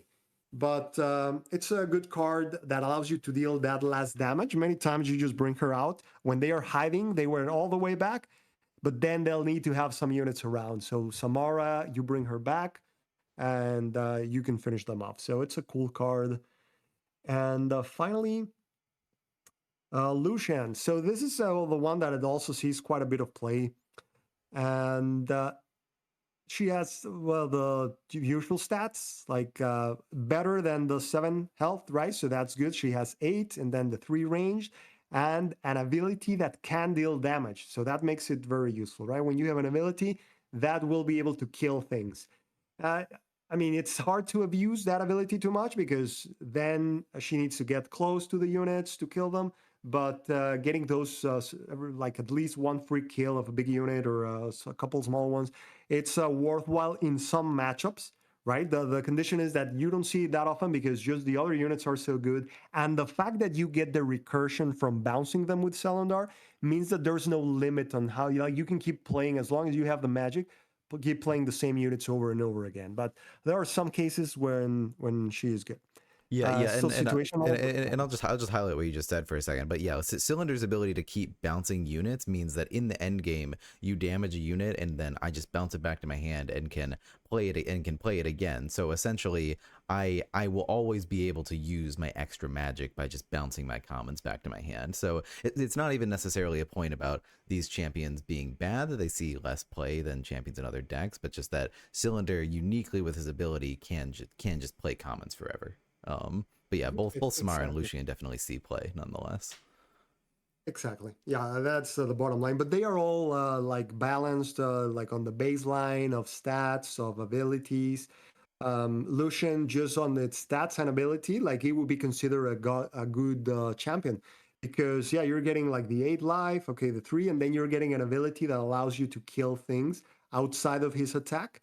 And getting the boost on him. The thing is, on her, is that uh, like it's hard to get her on the board super fast, and if it's the end of the game, like she's useless because you want to also be able to use the ability. So unless you get her on that sweet spot of the middle of the game, beginning to middle of the game, many times you just discard her for that. So that's why she also sees a little bit less play, because of the ability requires build up, so that means that you need the game to be going for a few turns for that. Yeah, and also the way the judgment ability works is it's very telegraphed. You know exactly where Lucian can go, so it is, and a lot of decks have just tools to play around that. So just keep your units. If Lucian has 8 boosts on her, just stay away and snipe her. So it'll be hard to use her effectively, but can be absolutely devastating if you can get her in the right circumstance, which happens. Exactly. It's hard to really get a lot of advantage because once you move forward to use it, like they'll just go all in and finish her off. Yeah. But okay, so let's see the events. So Glinting Speed, this is all about assassination. Like this means that you kill one of their units, take the spot, deal 5 damage to the opponent, or bounce one of your units, attack with the cylinder, then move the cylinder back. So this is it plays perfectly well for this assassination theme and for using those boosts to bounce and then take the place. So this is an amazing event for that purpose. And then Onyx Tome is one of the best events in the game because all of these events, for example, Glinting Speed is situational. Like you only need it when you're dealing that final attack or when you have the boost to go in with 2 and then go back with other 2 into safety. So you know what? You cannot be holding in this game those type of things for too long because you always need like a certain flow of cards. But with Onyx Tome, you always get like this is this Joker, this wild card that just gives you whatever you need at the right time, plus giving you the self damage. That means like you'll be able to reuse one thing. So it's just one of the best events in the game. Like it totally makes sense for it to cost at the 1 magic. Like it's the least that it can cost, but that's one of the main strengths of the whole thing of why this deck is so powerful. Because with other decks, if you get the events at the wrong time, then that event is gone and it's gone forever. If you get the champion at the wrong time, it's gone forever. In this deck, whatever you get at the wrong time, you don't care. You discard it and then you get it in the point in the future in the game where you need that. Most of the times you'll see this for that assassination turn, getting the missing piece of the puzzle that will allow you to deal the damage that you need, right? There are many different things that you can need, and this is just going to give it. So this is in here, another reason why this deck is so powerful. So we've seen like this event, we've seen like Cylinder above the curve, Into the Darkness above the curve, Tome is like, there's nothing comparable. It just becomes any card in the whole deck that you need at that point in the game where you need it. Like it's usually at the end when you want to finish them off. So, and that allows you to be really consistent because you never find those situations in which, oh man, like I had that great turn, but I had already discarded my Glinting Speeds because I saw them early, right? Like, which happens with some other factions, like, ooh, I saw these 2 things early and then it just messed up this thing. Like in here, that's never a problem. You discard them, and then your last tome, you can get the thing you need for that kill shot. And finally, the pulse. This is more of a situational event that it's very easy to find the situations in which you're going to get enough value to justify 1 card. It's another tool to finish off the opponent. Like once they are hiding, like you send them to 2 life or whatever, and they are already all the way back, it's going to be hard to get to them. While you have the option of just shadow pulsing them to death. So that means they cannot really be touching a gate. It's harder for them to find a position of safety. And you have 2 in the deck, but you have to consider that then you also have the tomes. So sometimes they can be at 3 life thinking that they're good behind the gate. And suddenly, like you have the shallow pulses plus Onyx Tome and then the other pulse. So it's pretty useful. And also because you can do a lot of damage with this. It's not only like doing the last to the summoner. Like getting some gates damage, it's really easy, especially having the mages, which we'll see they ping gates. It's going to be your gates, it's going to be their gates. There's going to be games in which there's a lot of units touching gates, not only opponents' units, but your units, which sometimes you want to deal damage to your own units, get the boost, and then bounce those units. So it's easy to be getting like 3 damage on the opponent units for this. It's not uncommon, really. Like it's, I would say 2, it's trivial to get. 3, it's common. 4, maybe it's becomes a little bit harder because most of the times they don't have 4 units on the board, right? Like that's the only reason why you don't see 4 so often. So then you have like 3 damage on the units, and then you still have damage on your units. Like it's way above the baseline of the usual event of burn of 2 damage for 1 event. And burn has a limitation of range and the summoner. This doesn't have any limitation outside of having the gates being damaged. And during the game, it's really easy to do. Like it's not a high price to pay, and then you can reach units all over the board that way. So I would also say even pulse, it's above the curve. Like you're going to be dealing around 3 damage with it, maybe more. It's not limited to 3, but usually you're going to get 2 or 3 on the opponent, and then you're going to be getting boost for yourself, which is in many games that's just huge. Then that means another unit out of the way for them. That means magic negation. So it's once you think about everything that it can give you, it's significant. Like because it's situational, sometimes you're going to discard it and then just get it later in the game when you want it. All right. Okay, so if you thought all of that was strong, like wait for the unit. So now we have the Seeker. Right, the Seeker, we can see just the stats are above the curve. Like it comes down as a 3/3 for 1 magic. You usually have to pay 2 magic for that or have a negative effect tied to it. So in here, the negative effect is that you only get it 1 turn. But that's really not a big deal because most of the units come down 1 turn, they kill something, they get killed the next turn, right? So right from there, like it's not a big deal, the fact that it only lasts 1 turn, especially when the theme of the deck is bouncing units. So that's a minimal negative effect. And then, as if that wasn't enough, like even just with that, it would be a playable unit. Then you get Feint, which is probably one of the best abilities in the whole game. It allows you to do the things we've said are the best in the game, to it, which is to attack something and get out of the way, either into safety or out of range, so that they now have to come to your side to attack it, so that it's easier for you to kill them the next turn. Or you can use him to attack with your summoner and then protect your summoner, which is a very common use case.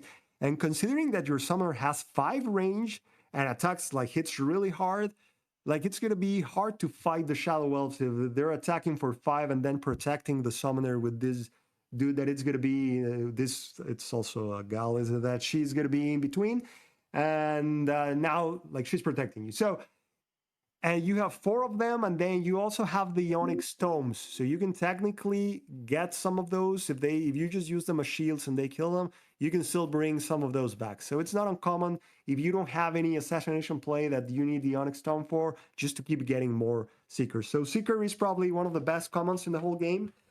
Easy top 3, I would say, and it's way above the curve, right? Like Yeah. this is something that would cost 2, but it's costing 1, and even if you made it at 2 health, it would still be as playable because you have Feint, right? So just Feint there makes it be worth more than what you're paying for. Yeah, yeah, and just to think about it as well, as far as the synergy with this deck, it like assuming you have plenty of boosts on cylinder, you have tons of boosts on cylinder. So to spend 2 boosts on cylinder, which is a cost, if you just summon a Seeker, attack with the Seeker once, and then immediately bounce it, even that is good value if you have the boost to spare.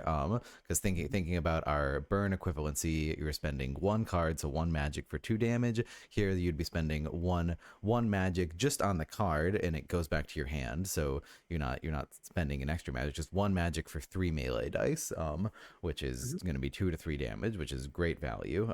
So even that, even if you just if you have the boost to just pull it back to your hand and just keep playing it over and over again, even that is good value. You really cannot go wrong playing True Seekers.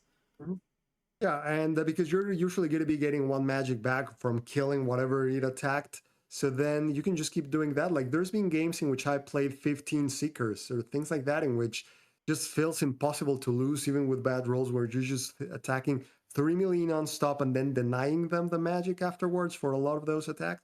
So it's just a little bit busted, right? Like this is a card that literally you could make it 2 health and it wouldn't like affect the amount of play that it sees. Like it would still, and it combos pretty well with Onyx Tome because you play a Seeker, you use the Onyx Tome, send it to 1 life, then you attack and bounce it with 1 life with those same 2 boosts that you got out of it. So it's like that free Seeker that is attacking. So yeah, that's one of the best commons. So everything we've been seeing, like it's just one of the like best in its field, right? Like way above the usual. So then we have the mage. Okay, this is the 2 magic unit, the tanky unit. So when it's ranged, they don't do like 5 health range units that have like still the 3 attack. It's normal for them to be 4. So that's what we get here with 3 range and relevant unit for the deck is theme, which is perfect, right? Because it's not only giving you 1 boost with that self damage for the gates. Sometimes like you can use it when with the opponent's gates, when it's aggressive decks that are going to be planting gates within your range. It's great going with this guy, like pinging them, attacking them. It's easy to be bringing those down in 2 attacks consistently once you get the free damage out of them. So the ability is super relevant. You even get to draw a card, which is just like the cherry on the cake again, saying that um, it just gives you even more options, right? Like you're not going to be running out of options. You play that a lot of stuff, and then you're drawing extra cards in case you wanted to discard some stuff to have more magic. So just an amazing unit.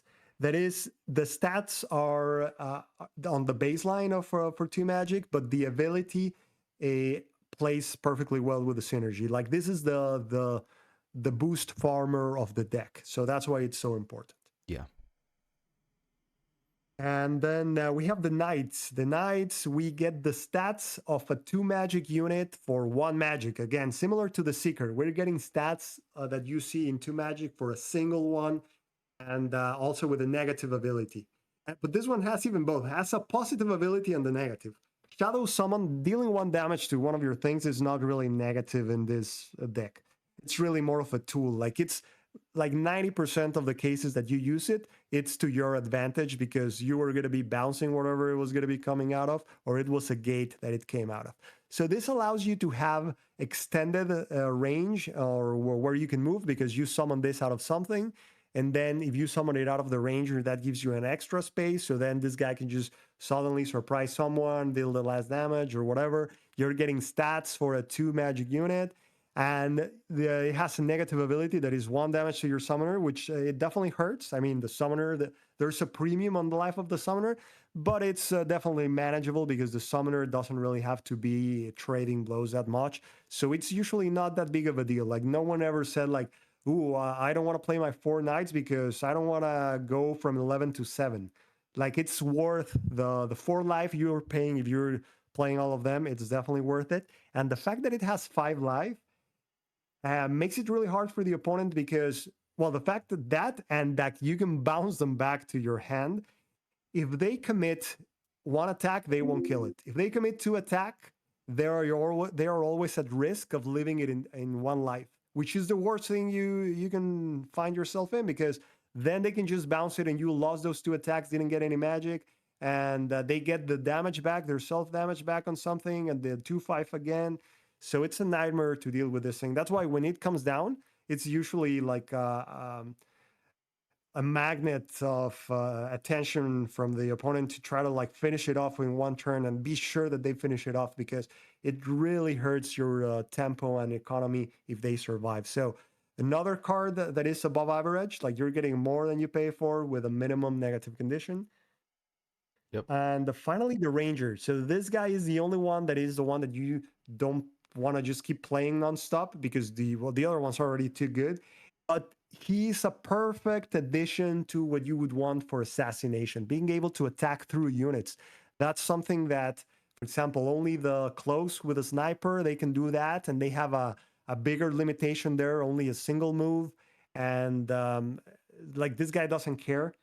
right? Like he can move and has the rush. So you have like that extra space to even reach like spaces all the way to the back. And it doesn't matter if they have a unit. And the only disadvantage is that it only applies for the turn that it comes down into, which it's not really an issue, right? Like if you sent it forward to try to finish something off, like they were going to kill it either way the next turn. And if not, then you're going to attack and then you're going to bounce it. So you don't really care the fact that he can only do that one turn. So it's just another, like much better than the sniper, if you think about it, like much powerful, like from the power level, it gives you more for that one magic that even what the sniper, which is like the baseline for this type of unit, I would say it was like the previews that gave you this type of ability.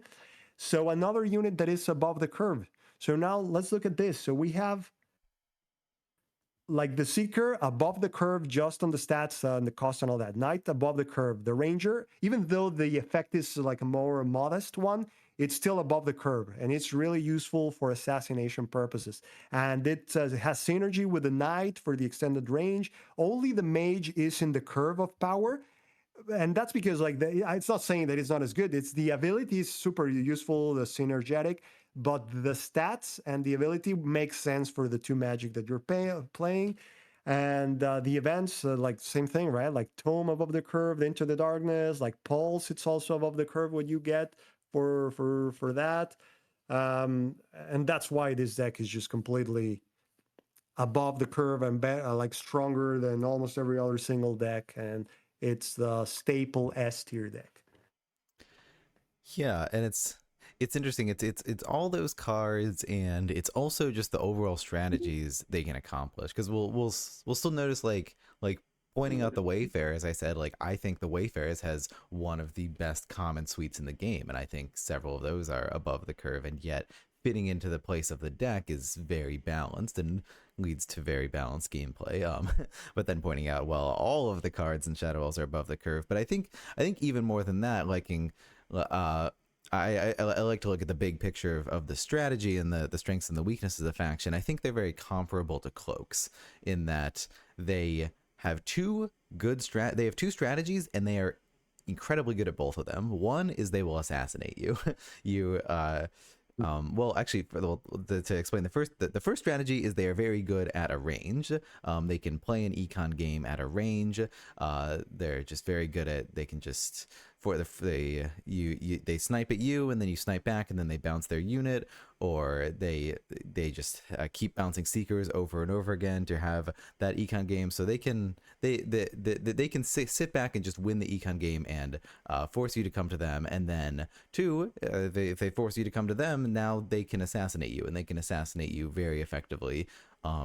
And have tools for that. And they do have weaknesses, which we talked about in our other video that I'll put in the YouTube description. And there's factions that can exploit that have better range than them and whatnot. But yeah, the combination of the like I am able to turtle and just sit back and force you to come to me, and also I can annihilate you if you get anywhere near me.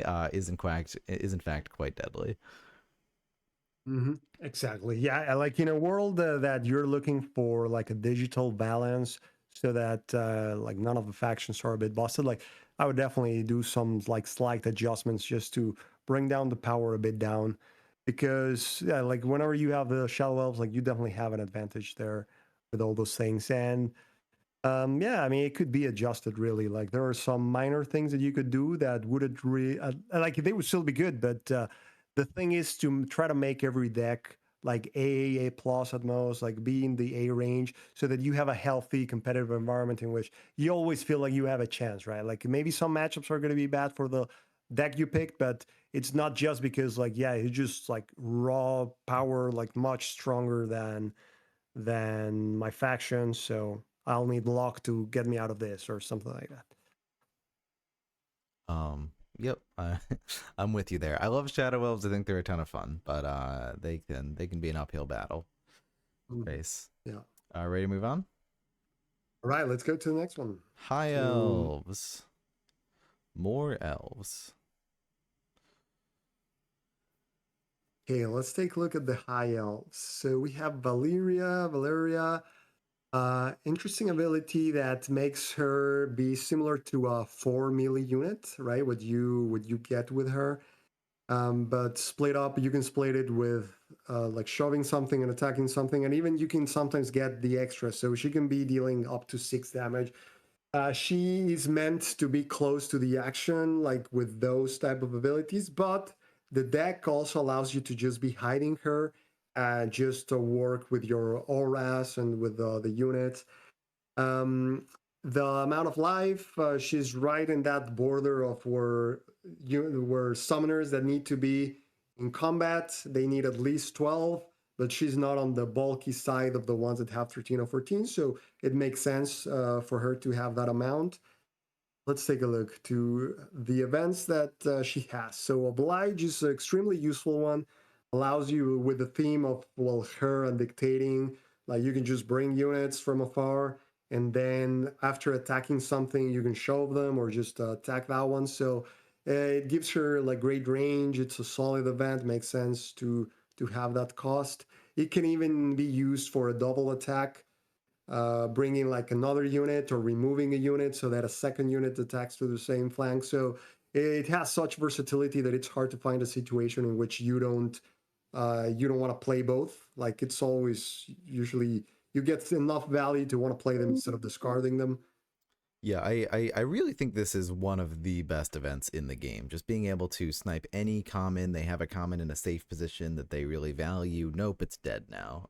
It's really, really good. Exactly. Okay, and then the champions. I think, well, Titus, it's that's like big six magic champion. We see those, they start at least at 9 life, right? Like that's what you expect usually for those, and has the same ability for the engage. So you can do some like cool things there with Valeria. It has protect, so that when you're trying to do those big things with Valeria, he can also be serving as a protector.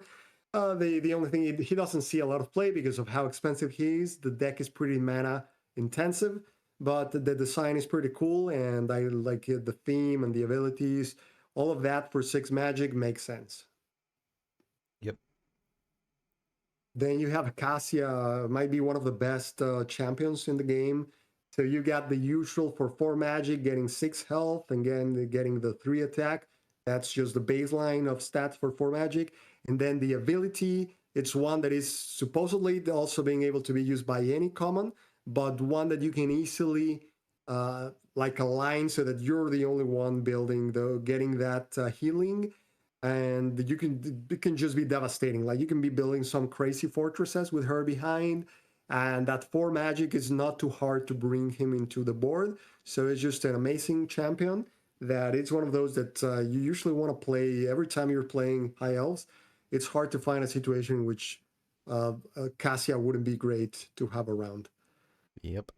And then you have another great champion because of the value, like 3 magic. You get the usual like good stats for 3 magic with 5 health and the 3 range. So those are great stats to have at that cost. And then the ability in here makes sense for it to be a little bit not as strong as the one in Cassia. Like you can be just removing the ability from something that has great synergy with all the aura theme. So it's easy to get some direct straight value out of this unit, like at least like 1 life every turn you do it by not triggering like the atonement damage or things like that, or like one more damage to the opponent because you're removing the shield from piece that they would have had, so now you need to deal one less. Like it's easy to get at least one, like the equivalent of 1 damage or 1 extra dice for a die from Albus. So he's a great champion. And at 3, many times you can play both Albus and Cassia. And that's why the other dude, you don't see him that often, Titus, because Cassia and Albus are so good. So if you have magic for champs, I would rather play those two for 7 than playing Titus. Yeah, So then the I really think events. it real quick. I really think it makes an interesting point about champ balance that like Cassie and Albus are both like they have fair stats and a very powerful ability. But the fact that very powerful ability is on a lower cost unit just makes it amazing. Just makes it an amazing champ, and because it's easy to play. Like it's if Cassia's ability on a 6 cost unit that was statted accordingly would still be fair. Would still be fair, and just like a very powerful ability on a 6 cost unit. But the fact that you can consistently get it out with the 4 cost, just makes it ever so much better. And same with Albus, which is why I think these usually fall into must play if you can categories when you play high elves. Exactly. Yeah, that's the bottom line of it. So let's take, and especially because this deck doesn't have any zero magic units, so it's very magic intensive. So it becomes almost impossible to play Titus unless you're playing against something that's going to give you a ton of magic, like Crimson Order or the Cave Goblins.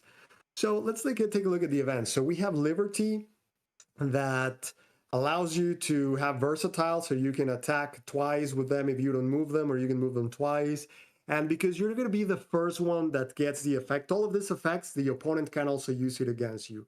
But it's really easy to position yourself in a way that you're going to get the extra attack, you're going to kill whatever was in range, and then they won't be able to do it because they'll have to move to get to you, or it was in a place where a range unit cannot do it, or you got the double melee attack and they have the chance of getting a double range, so it's not the same.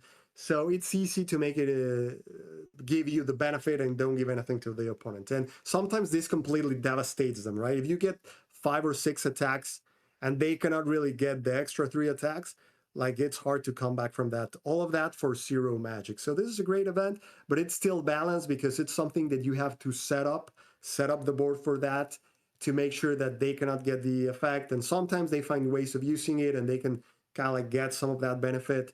So it's a pretty awesome event for this theme of this faction, of rewriting the rules of engagement in the board and all that for everyone. So Yeah. the next event, it's also a vital event, because 12 life is not that much when you have to be adjacent to the opponent's units to attack them. Like a few attacks and then your summoner has to be hiding. So this is awesome.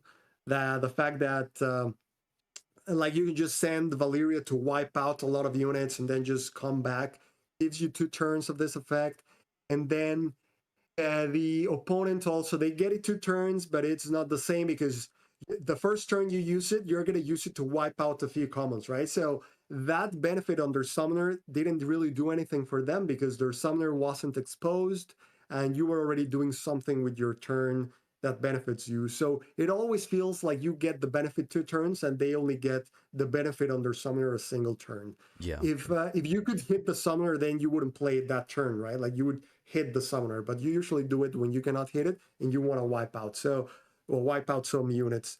So amazing event. I think the same thing, that it's a double-edged sword. So it's balanced at 0. It makes sense. Sometimes, like some matchups, you don't play it. Sometimes you do. And finally, the most situational one is the Law of Loyalty. It's a +1 with touching any summoner. So I think this is the most situational one, in which justifying the card that you're spending is a little bit harder with this one, unless you're going after the summoner for or those +1 attacks and you're getting more than a single +1 type of thing. I discard it most of the time. You also have to consider that if then the opponent is able to get those +1s, it might be worse for you, right? So it's harder to find a situation in which you get it, but then they won't be able to get it back. So this is discarded most of the time, but I don't think it has any design issues. It's just another tool, another thing that you have, another option that allows you to do some pretty big plays. So it's a cool event. Yeah. And then the units. Okay, so all of these ones, it's, we'll just see like the base stats of them for the war, the Avatar of War. What's the name of this dude? Yes. It's Arbiter almost. So it's a 3/3, right? So 3/3 for 2. That's the baseline, the minimum that you would expect if you're getting like a useful ability. Otherwise, you would expect 4 health and 3 melee. So the ability you're getting here is the fact that he's going to be sharing this stuff. So that's why it makes sense, 3/3 for 2, and sharing that. And it's one of those in which you have to make sure that the opponent doesn't get it if you want to really be the one getting the benefit. So you have to work in a certain way to get the most out of it. So it's in line with the standard stuff that you would expect in those stats.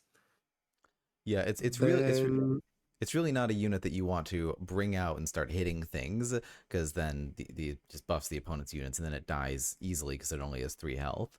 Often you're only playing like Exactly. one or maybe two in a game, but just having one of these in the back buffing your ranged units is insanely powerful.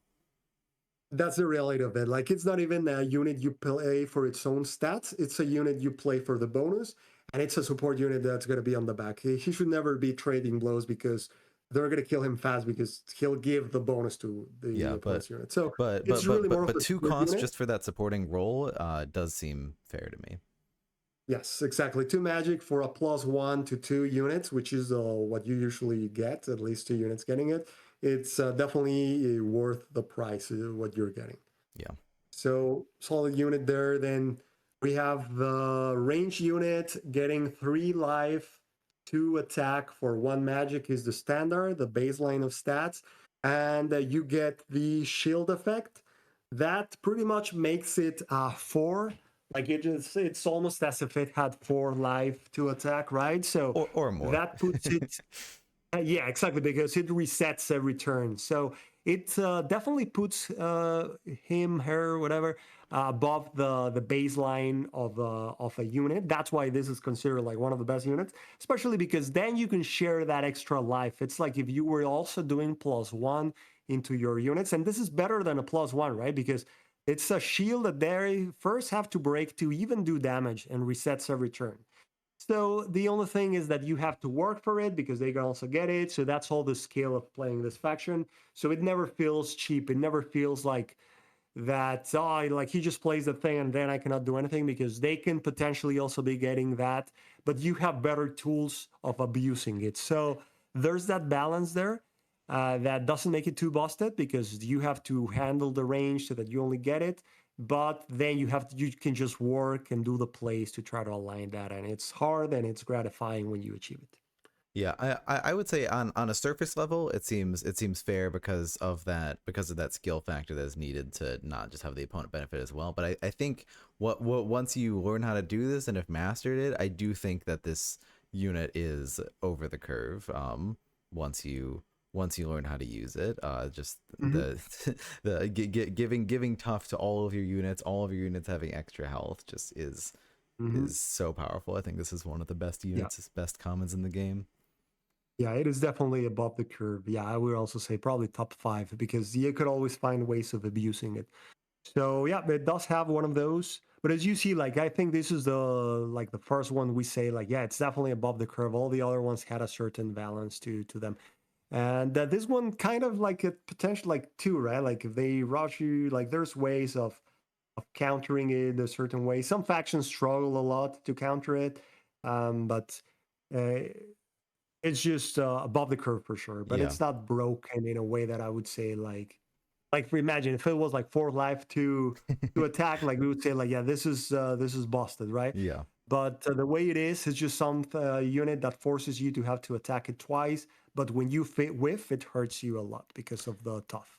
yeah, yeah. And also, and a lot of decks we'll see will have one or two tools that are significantly above the curve, and that just contributes to the balance of their overall deck, and it lands perfectly balanced, even though the pieces may vary within that. So it's not necessarily a Exactly. bad sign that one individual piece Exactly. is above the curve. Just like the scavenger, right? Like which Yeah, was above the curve, but it was complementing some of the potential weakness of burning your deck. All right, and then the priest, another one magic unit, same but like usual stats, 3/2.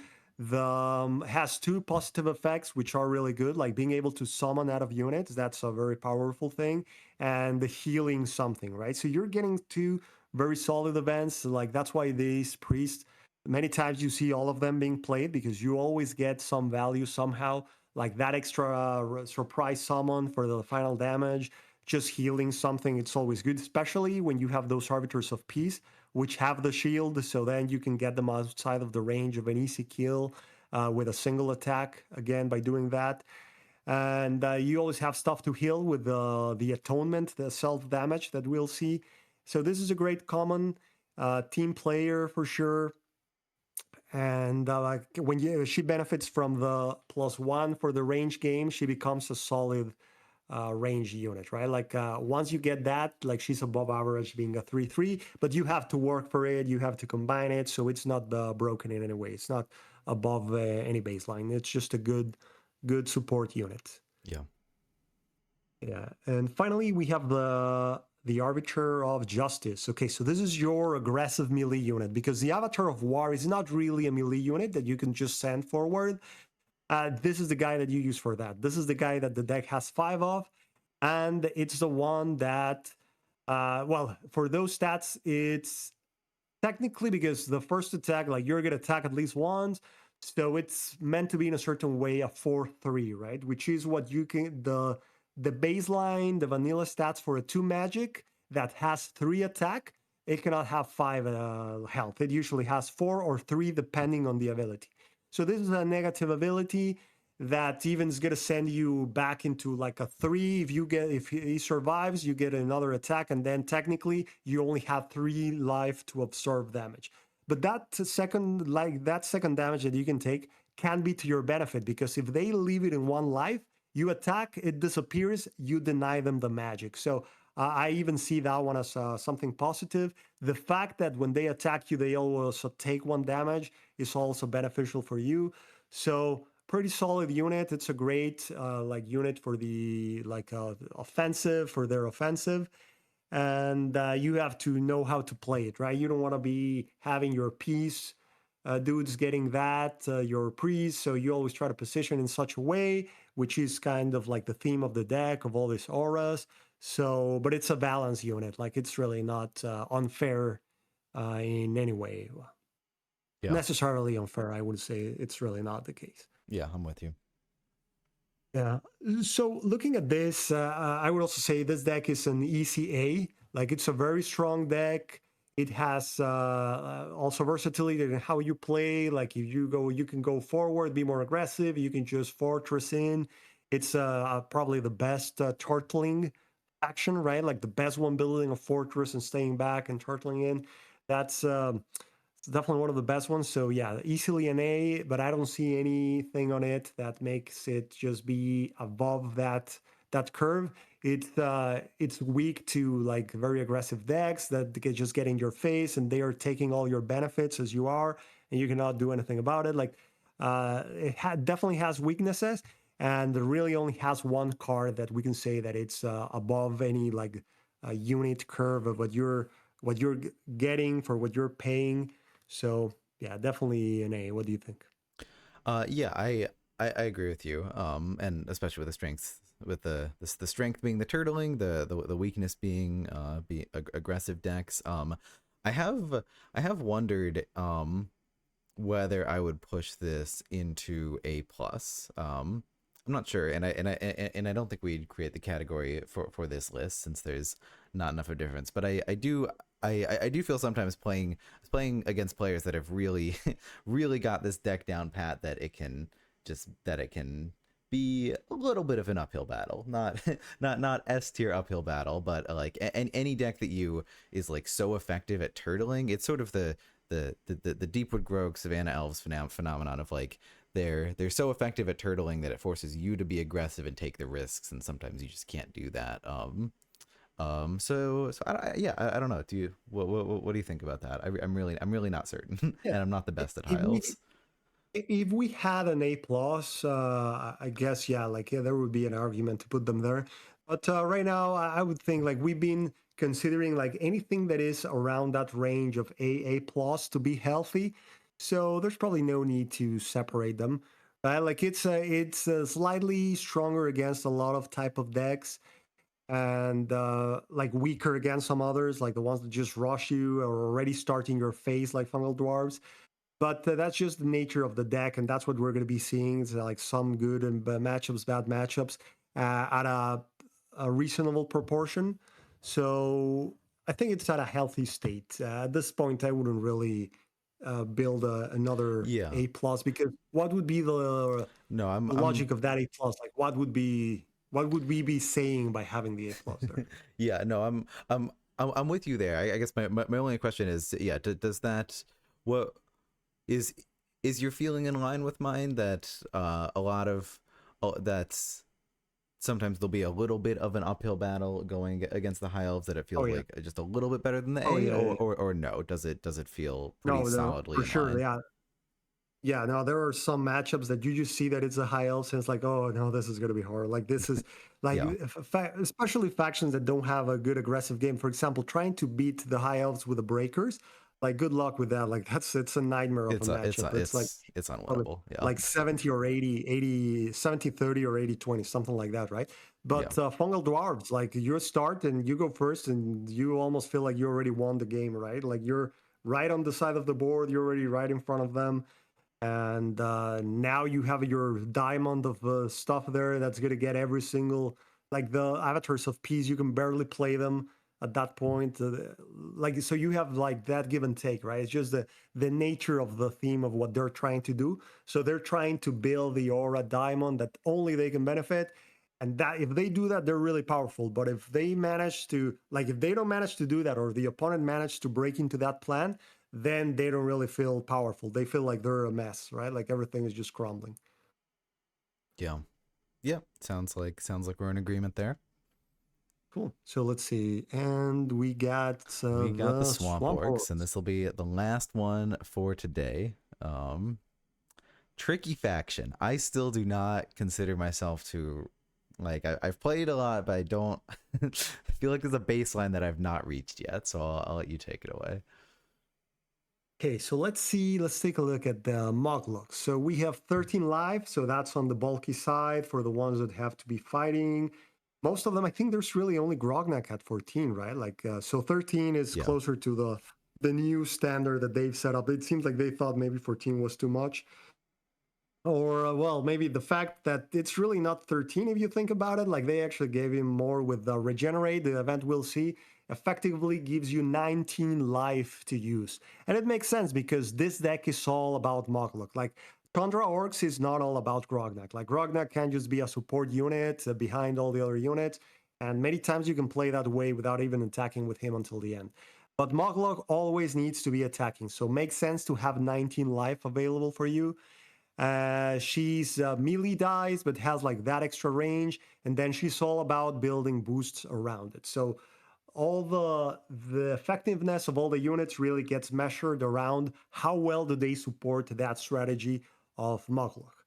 So if we go to the event, so the event, it's also, I would think, one of the best events in the game. Like, this is pretty awesome. Like, because the whole deck is meant to be building boosts, right? You're gonna have a lot of boosts to play with. So getting 3 boosts is not super hard. Like, most of the time, I would say more than half of the times, maybe at least 2/3 of the time, you can get the 3 boosts. So you'll get the full discount. So not only you get the full discount, you get a card back. So, because ideally you can get it from the library if you really need that thing, but you can get something back from that means that you already discarded that card, got the magic, and now you're getting it back.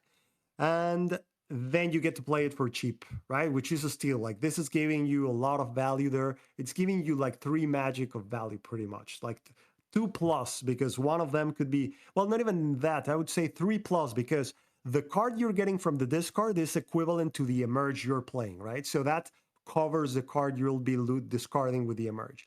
And then you just get a straight up 3 magic discount. So you're getting a 3 magic econ advantage by just playing emerge. So this is an amazing event, but makes sense with the theme. It's not a free 3 magic. Technically, you have to work for it, building the boost and sacrificing those boosts by not being able to use them for regenerate or attacks. So it always feels like it's a fair balance, right? Of getting those, because there's always going to be contention for the boost that you keep wanting for Mokluk. You'll always want to be getting big attacks, so it's not trivial to get them. You have to work for them. So then we have the champions. So we have Glurp, 6 magic. So we can see he's above the baseline. Sorry, below the baseline. Like, he's above, the cost is above the baseline. For 7 health, 3 melee, that would usually cost you 5 magic. In this case, when he destroys something, you get a card back and you get it in the board, right? Maybe that's why they had to increase that one. We've seen cards that attack, kill something, and then you get like 1 card into your hand or something. This puts you directly on the board. So that means that it's harder to attack him back. So it makes sense for him to have only 7 life. Like he has an automatic defensive measure there. And well, you're getting a bind gate from wherever, like either the discard or the draw pile. So it makes sense for him to cost 6, especially because you have the potential of playing him for only 3, right? So it's totally reasonable. But we can see there's a specific use case situation where he's really good, where you want to be getting those gates out. Then the 5 magic dude, that one it's I think probably one of the best ones in this deck. Getting a 5 melee attacking unit that has 1 extended range, it's significant because that means that the fact that you can get him with a merge, they will have to be playing around him the whole game. Like their summoner will have to be considering the fact that suddenly a unit that can move 3 can be hitting them for 5, and that's something no summoner can just be like, oh yeah, I'll just be hit for 5. It's okay, I can take that.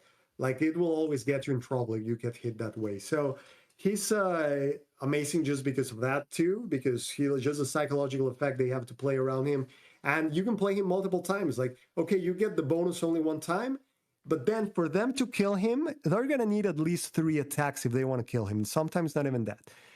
And then he can just come back again and hit for 5 again, right? So sometimes it's even better to not even kill him because you don't want him to just keep coming back. That hurts even more than the 3 melee of dealing with him around the board. So he's an amazing one. And the fact that he can cost only 2 just feels completely crazy. Like it feels as like a steal, right? Like you're getting so much value for only 2. And finally, the other one only costs We got 4. And Splack. yeah, like this is great. So for 4, traditionally for 4, you can get like 6 health and then 3 melee, right? Like but that's really, most of the time is 3 ranged. I think the other case where you have 6 health and 3 melee is Dagger. And Dagger is broken to me. Like Dagger shouldn't be that strong, like because Fly Yeah. is too powerful of an ability. So um, I think it makes sense for him to have like 5 health if he has 3 melee, and because the abilities are extremely strong. Like you getting 1 extra attack in a turn is something very powerful, and you also get the extra movement. Like even without tireless, he would be very powerful. So he's just an amazing one. And again, with the discount, it could be 1 magic, which is crazy. Give me a second. I just need to open the door for my dog, and No come here. worries. No worries. Blub, I shall acknowledge the king. It's interesting, yeah. So all these champions are fairly costed, and yet somehow the only one that everyone always plays is Blub. um, like Splack and Glurp have situations, and like on face value are fairly costed, and yet somehow, in my opinion, the eternal balance of the champions is just slightly off because just blub, it's always blub. You always want the 5 dice and the extra movement. I don't know why. I think Glurp is a little bit under, not necessarily in the effect that it does. Like Germinate is good, but somehow I think that the Swamp Orcs meta being a bit more defensive and passive makes Glurp have less use cases. So I honestly think Glurp Mhm. might be fine at like 8 health. Like I have tons of fun using Glurp like aggressively with Swamp Orcs and like such like essentially infecting like their forward gate spot to replace it with a vine gate, and it's awesome, it's powerful. But because that's not usually where you're at with Swamp Orcs, it's I feel like Glurp doesn't see play and could probably have an extra point of health. Yeah. Exactly. Like he could have that, but it's more of the fact that the other 2 are so good that then it makes it think like, hey, why would I play Glurp if I could just keep playing Bluff and Bluff and Bluff? Right. But the thing is, Glurp fills like this gap for certain situations in which you need to be building that shield to be slowing the other side down because you're so aggressive or whatever, and or they have recursion. So then, okay, you have recursion, I have to deal with this gate again and again and again.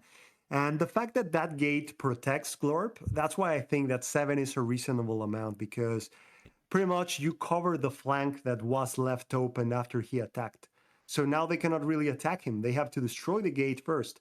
So it would probably be a little bit too much if he had even more health. Interesting. Uh, so we see the events like they are just nothing out of the like they're just for the theme for what they're trying to do, getting a lot of boost. So Sao is something that you need a lot of units for it to be worth it. It never feels busted. You usually get like 3, 4, 5, 6 boost, and immediately you find a use for them. And the fact that it limits you to either all of the units are the boosted or the unboosted puts a cap on that, so that you're not only getting like boost equal to the amount of commons you have. So it's a balanced event that sometimes you discard, but most of the times, if you have enough units, you want to play them because you have tangible benefits for those boosts. So it's really good, solid one. Then the Vine Gate, it's great for this deck, right? Because it really needs like early gates, so this gives you better chances of having that. And then having a gate that with the boosted units is just exactly what this deck wants. So it's a pretty cool event for Yep. this faction. And finally, Regenerate. It's all about Moggle, right? So this is great. Like the extra 6 life of Mog is going to cost you cards, right? So you're paying with a card, you get the extra 3. Also, you have to pay with a boost.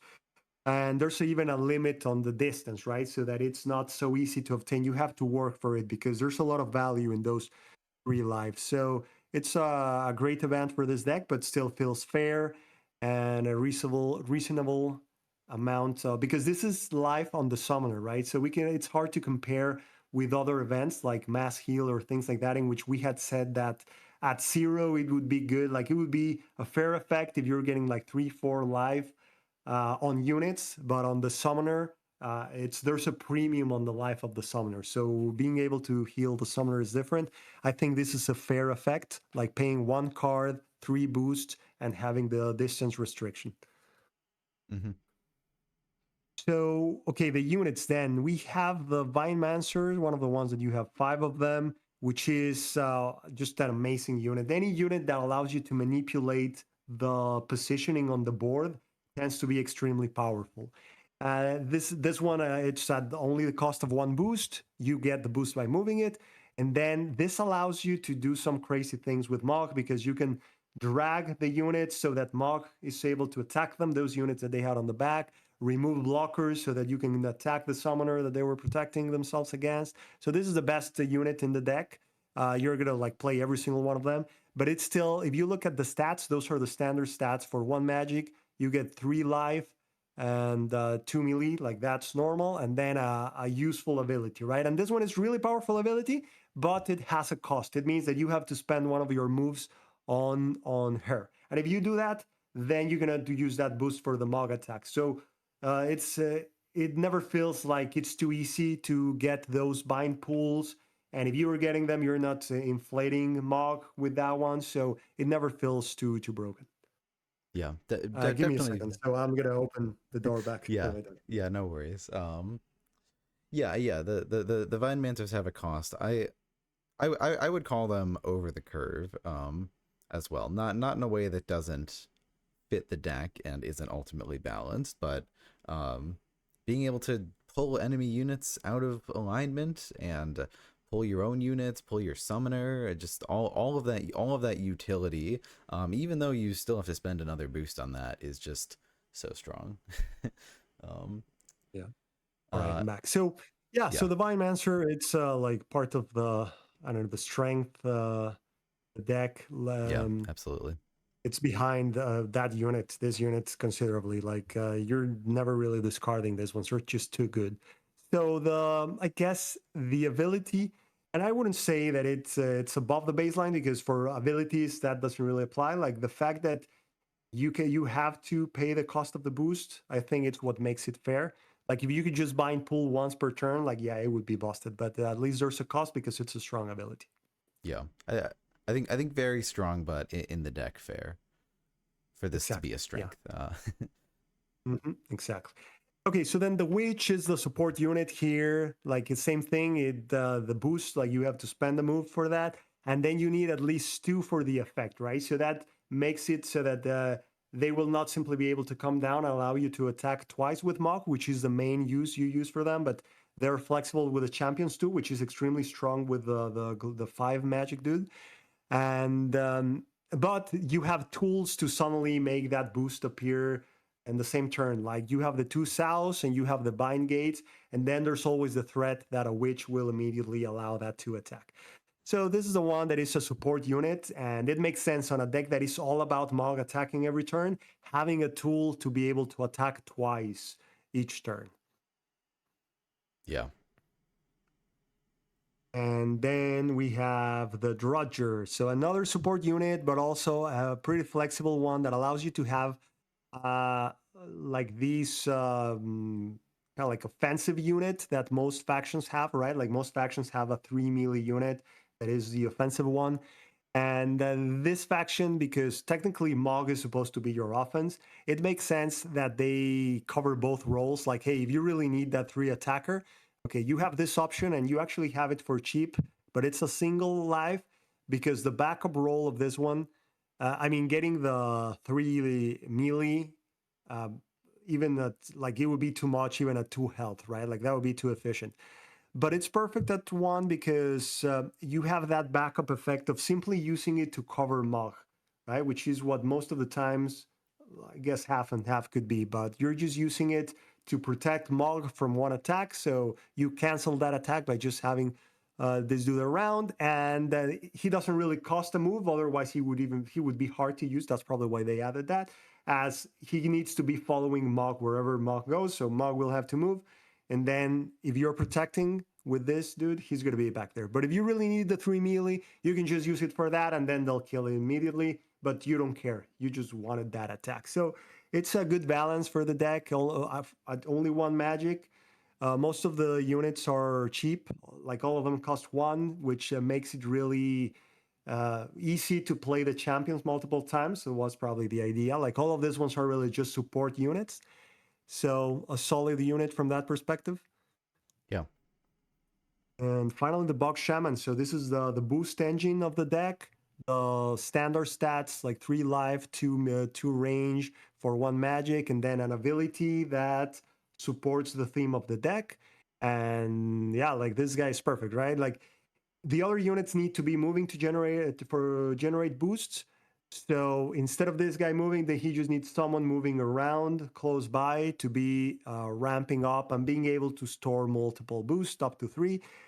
So this is a great concept and allows the concept of Mog doing big attacks to work with the limitation of the distance of 3 for those attacks, right? So that way it's not too easy because Mog needs to stay around the swamp, which is just amazing thematically. Like this is one of the ones that I think did this amazing job with the whole theme and the gameplay, how it plays, and the balance.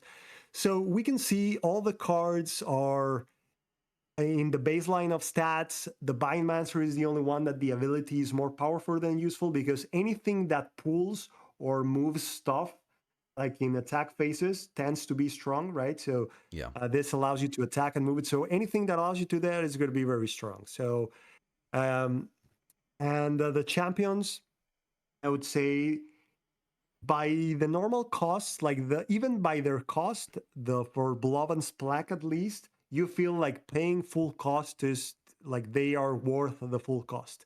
Like for that effect, 5 magic that you would say like, yeah, that's a good champ. Like I'll play it sometimes.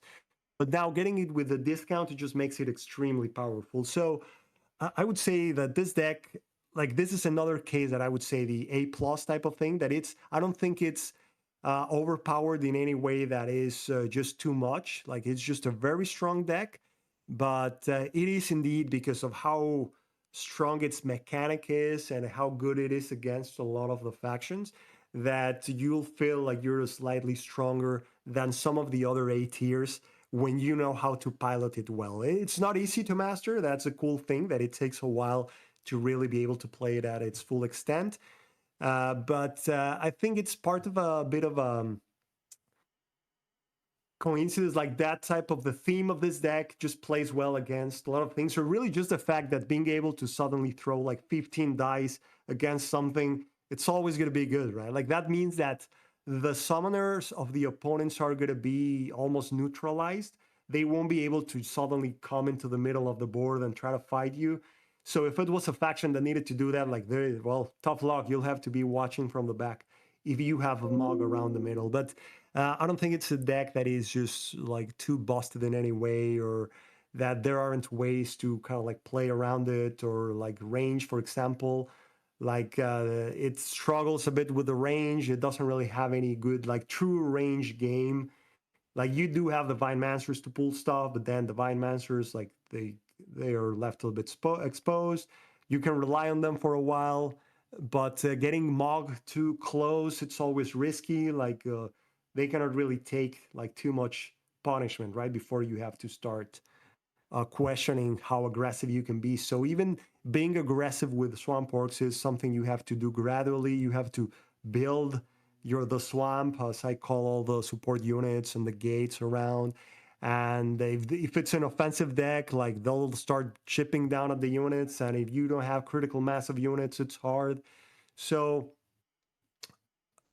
yeah, that's why I don't think it reaches the level of S tier. Maybe if you were doing an analysis of competitive play, it would be different. Maybe it's closer to the S tier if we realize, like, yeah, this has good matchups. I know it has a good matchup against cloaks. Like, you have decent chance against them. Has a good matchup against the Savannah Elves. Has a good matchup against the Fungal Dwarves. It has an average matchup against the Shadow Elves. It's an even. I would say that one is really not a. They don't have an advantage. It's more even. Um, and well, we haven't reached Phil. Not sure if we'll have other against the. We know the Grogs.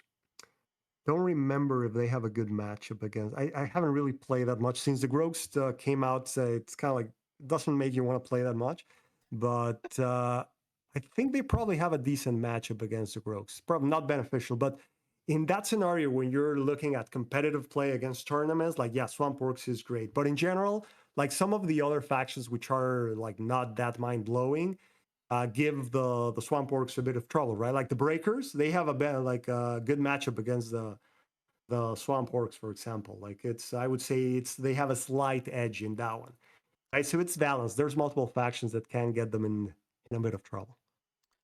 Yeah, and so what would you say the strengths and weaknesses are? And I guess maybe before that, before that, we could talk about strengths and weaknesses in terms of what is Muglug's general strategy? I'm bad. Let's do some boot camp, because I feel like I've been struggling to wrap my mind around Muglug. Like, it seems like you want to advance with you want to advance with Muglug because she has reach. She can only hit things within range 2, and you have Vine Mancers to pull enemy units towards you. But that's still not quite enough. Like, you can't just like sit back all the way and compete against like Shadow Elves. It seems like you need to advance. But before then, you want to build up a little bit of a swamp. So is Muglug usually looking to take over the midfield? Do you think, or like I feel like I've seen Not some at players play first. very effectively just from behind, and that baffles my mind. Yeah, exactly. You don't want to like go into the midfield at the beginning because you're starting all the way back. Yeah. And at first, really, you want to build the swamp. So, like, get your side gates, get your units around in safe spots, building boosts. And all you want to do at first is be able to attack anything. Like, if they start coming at you, then that's great. It's easy to find targets for Mog, but at that point, your attacks with Mog are not going to be like super, like, massive. So, you're happy by attacking anything. I think you suffer even more if they are just like building their own thing on the back and also creating value and doing stuff.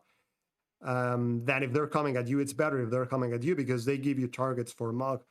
Unless you're coming too hard, like when they manage to really go first and just start killing your things before you even have a chance and start blocking your summoning gate spots, then it gets ugly. Because that's what you want to do. Like once you start building all those support units, then you're gonna start advancing. Like once you have those like third row gates and things like that. Oh, I think I lost you. Uh, oh yeah.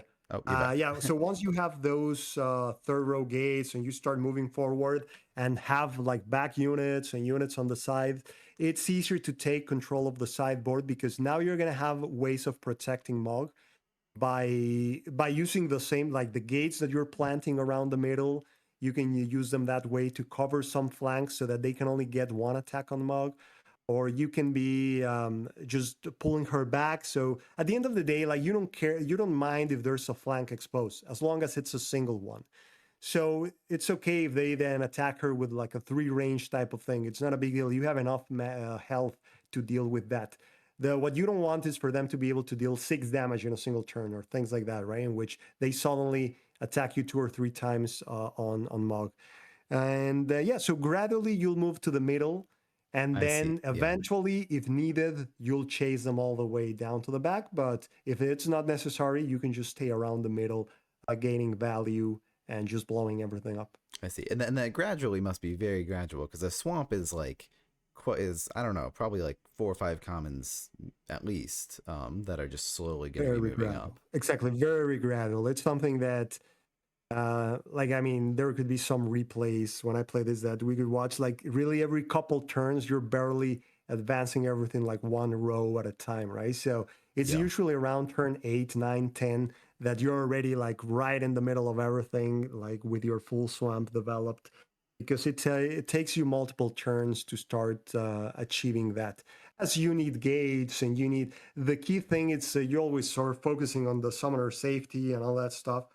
So Yeah. there's really no point in rushing with Mog forward unless you already have this threat of throwing 10 dice into whatever is in front of you. And to have that threat, it means that you already have support units around. And Yeah. yeah, I see. So, yeah. So having that general strategy in mind is helpful. So it sounds like then, so if we want to move to strength and weaknesses, what I'd what I'd outline, I'm hearing you, and then you can add to it would be okay. So one of the weaknesses would be if the enemy is just super aggressive and can get to Mug before you even build up the swamp in the first place.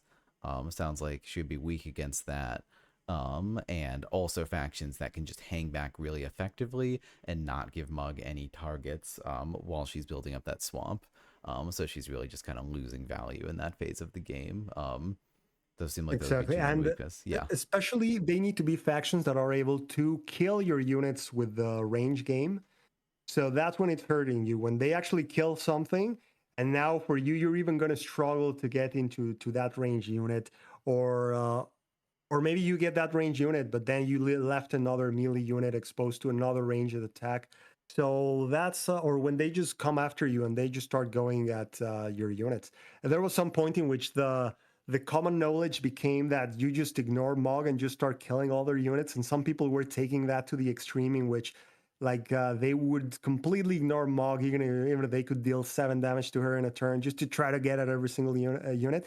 And sometimes that can work because the fact, like, if she really doesn't have anything, it's hard to be a threat. But many times, like with the units you get every turn, you can be killing some of the big units they send to you, and still get you that way, right? So it's tough playing against them, finding that balance of killing units and every now and then chipping at Mog so that she doesn't get too confident and suddenly start coming at you with 13 life. Like if you get a few hits on her and she's at 8 life, then it's a lot different. Like she's gonna just come in and try to threaten your 10 gate, because then you can just kill her the next turn, right? Like you're a few attacks of sending her close to nothing. So it's hard always playing against them because there's that balance, and you don't want too many units to get around. And some factions just don't have a good range game, and getting close, it's tough just because Mog is going to be around. But then for Mog, it's hard building that swamp because you suddenly run out of space. Like there's once you start building like the gates and then getting a lot of units, you realize like you can barely move anymore, like to get your boost because everything is crowded. So that's kind of like the art of learning that faction. It's uh, there's a lot of nuisance to being able to build all of that. Yeah, yeah, it makes sense. And then what would you say Muglug is particularly strong against? Like it seems like any faction that like constantly puts very high value targets in front of her, like high health units would be good. But what would you say in general is she strong against? well, strong again in general against the factions that need the summoner close, right? Because that's you're I see. messing their Yeah, whole strategy up if they have to do that. Because all factions have like high cost unit, 2 magic cost unit. But the thing is, when you're playing against swamp orcs, you're not going to be sending those units anywhere close mock because like they're going to die immediately, and then you're losing a lot of value if all you got was a 2 or 3 attack from your unit. So what you try to do is wherever Mog is, uh, you send the 0 cost units to hit Mog for 2, right? And just like yeah, eat this. Like you can eat this dude. While on the other side of the board, wherever it's harder for her to get, you're trying to kill their units with whatever other thing you have. And sometimes it's not easy, right? Because the board is not that huge. It feels like, oh, Mog can now just cross the whole board. But the thing is, whenever she has to cross the board, many times, like she's now going to be unprotected or she's going to be farther away from the shamans that were on the other side. So that's the game you have to be playing with them with the positioning, which is similar to what we said with the Shadow Elves conversation, right? Like with the Selundar, the center of gravity for the boost economy, like trying to play against that because once you get them outside of that 3 range of Mog to be able to get the boosts, like they don't really get those devastating attacks so easily anymore. yeah, yeah. That makes sense, and and I appreciate the tips. And yeah, I mean that's makes sense. Putting in the A, and maybe it's just ever so slightly above that. Anything else to say about them? Yeah, and I think because if we were gonna do an A plus, let's see, what would we have there? We would have high elves, we would have swamp orcs, we would have. Does any of the other ones give you the impression that Um, they're a little bit stronger than the rest? I think all the other ones feel yeah, pretty in line with each other. I feel like sand goblins are A. You did mention at the time that they'd be A plus, and Yeah. I could Well, see it. you don't know. I think they're really closer to A. Like they have a Yeah, lot of matchups that they struggle with, and you have to, yeah. So they're really close. Like looking, and I'm thinking, looking at the factions next to them, like how things play out when they're playing against each other. It never really feels like Sand Goblins is like this oppressive thing that is just uh, overwhelming them, right? Like sometimes Swamp Orcs, like it feels like it's overwhelming some other factions. yeah, And same thing with the High Elves, mostly specific matchups, but it might be more due to the nature of that one. But yeah, yeah, I think you're on power level. This makes sense to me. And yeah, yeah. we're next session we can do the last wave. Yeah, and we can this can be an ongoing tier list as well. And so if at if at some point we feel like we really do want to make an A plus to make that point, when if we see future factions and whatnot, we can reconsider. And also want to say to everyone that we yeah, well, we're gonna keep doing this. I don't know. So we haven't talked about it all, and we can talk about it in private. But I'm thinking it's not a bad idea to wait a fair bit after the conclusion of a wave before doing the tier list. So there's a wave is 6 factions, and it sort of makes sense to do one of these videos every time there's a wave, and a wave is a year. And so all the next wave is fully released. I wouldn't mind getting some more time with those factions and just maybe having the community continue to ruminate it on a bit. So I wouldn't mind waiting still a few months before doing this tier list, and having the standard being, I don't know, after a wave is finished, we'll still wait some like 6-9 months or so Yeah. before seeing what we have to say, or maybe we do it more frequently. I don't know if you have thoughts on that, Well, or we I can would say talk like it's privately. good. It's good to wait for the wave to finish. Like, yeah, we want to do it by wave, but really, we just need to be able to get to the point in which we have mastered playing that faction, so that we can say why, like, okay, now I feel confident about this power level and how it plays and the dynamics of it. Yeah, I wouldn't want to do it when they are released and you're still trying to figure them out and get the maximum potential. But once we get to that point, yeah, I would feel comfortable doing it. Right now, with the 2 new ones, I reached that point in which I play them enough and like got like all the ups and downs and all that. So yeah, we could do it in the near future. Yeah, I'm still not quite there with Storm Goblins. I've barely played, and there's some there's and Bargath and Crimson Order, I still want some more games. But yeah, it's at some point before the next wave is finished, we'll do wave 4 as well. And I also want to say to everyone that like feel free to message us or send us games and whatnot, because this will be an ongoing tier list, and maybe at the end of the next wave video, if there's anything that we want to reassess, we could. I think I'm pretty happy with everything with where it's fallen here. The only things that maybe next time we or the notable things in the community that disagree is I think a lot of people do not consider fungal dwarves to be this powerful, to be S tier powerful. And something that I personally want to reconsider is cave goblins. I'm not sure if they're quite inconsistent enough to justify C.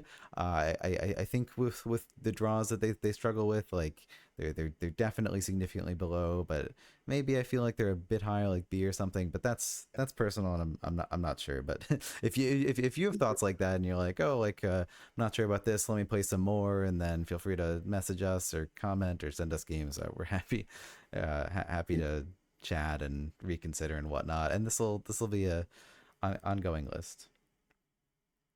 Yeah, there would be a case for cave goblins being B, like because they are like I play them every now and then. They're really fun, and I managed to find ways of like winning with them constantly. Like it's they're not bad for sure. Like they're inconsistent, but not that inconsistent. You're right. Like with that point, like it's not like only one every 4 hands they're strong, or every Yeah. 50 or like 2 out of 3 games that you get enough of a decent hand to be able to develop something and be effective. Yeah. Well, Vanguards are other C tier is like they're just consistently. I don't know. They just the matchup. It feels like every Vanguard's match. I recently reviewed every Vanguard's matchup for the most recent tournament, and it's just like, oh, here's another matchup where the Vanguards feel either slightly unfavored or very unfavored. I don't know. Just like power level seems to put them down there a bit.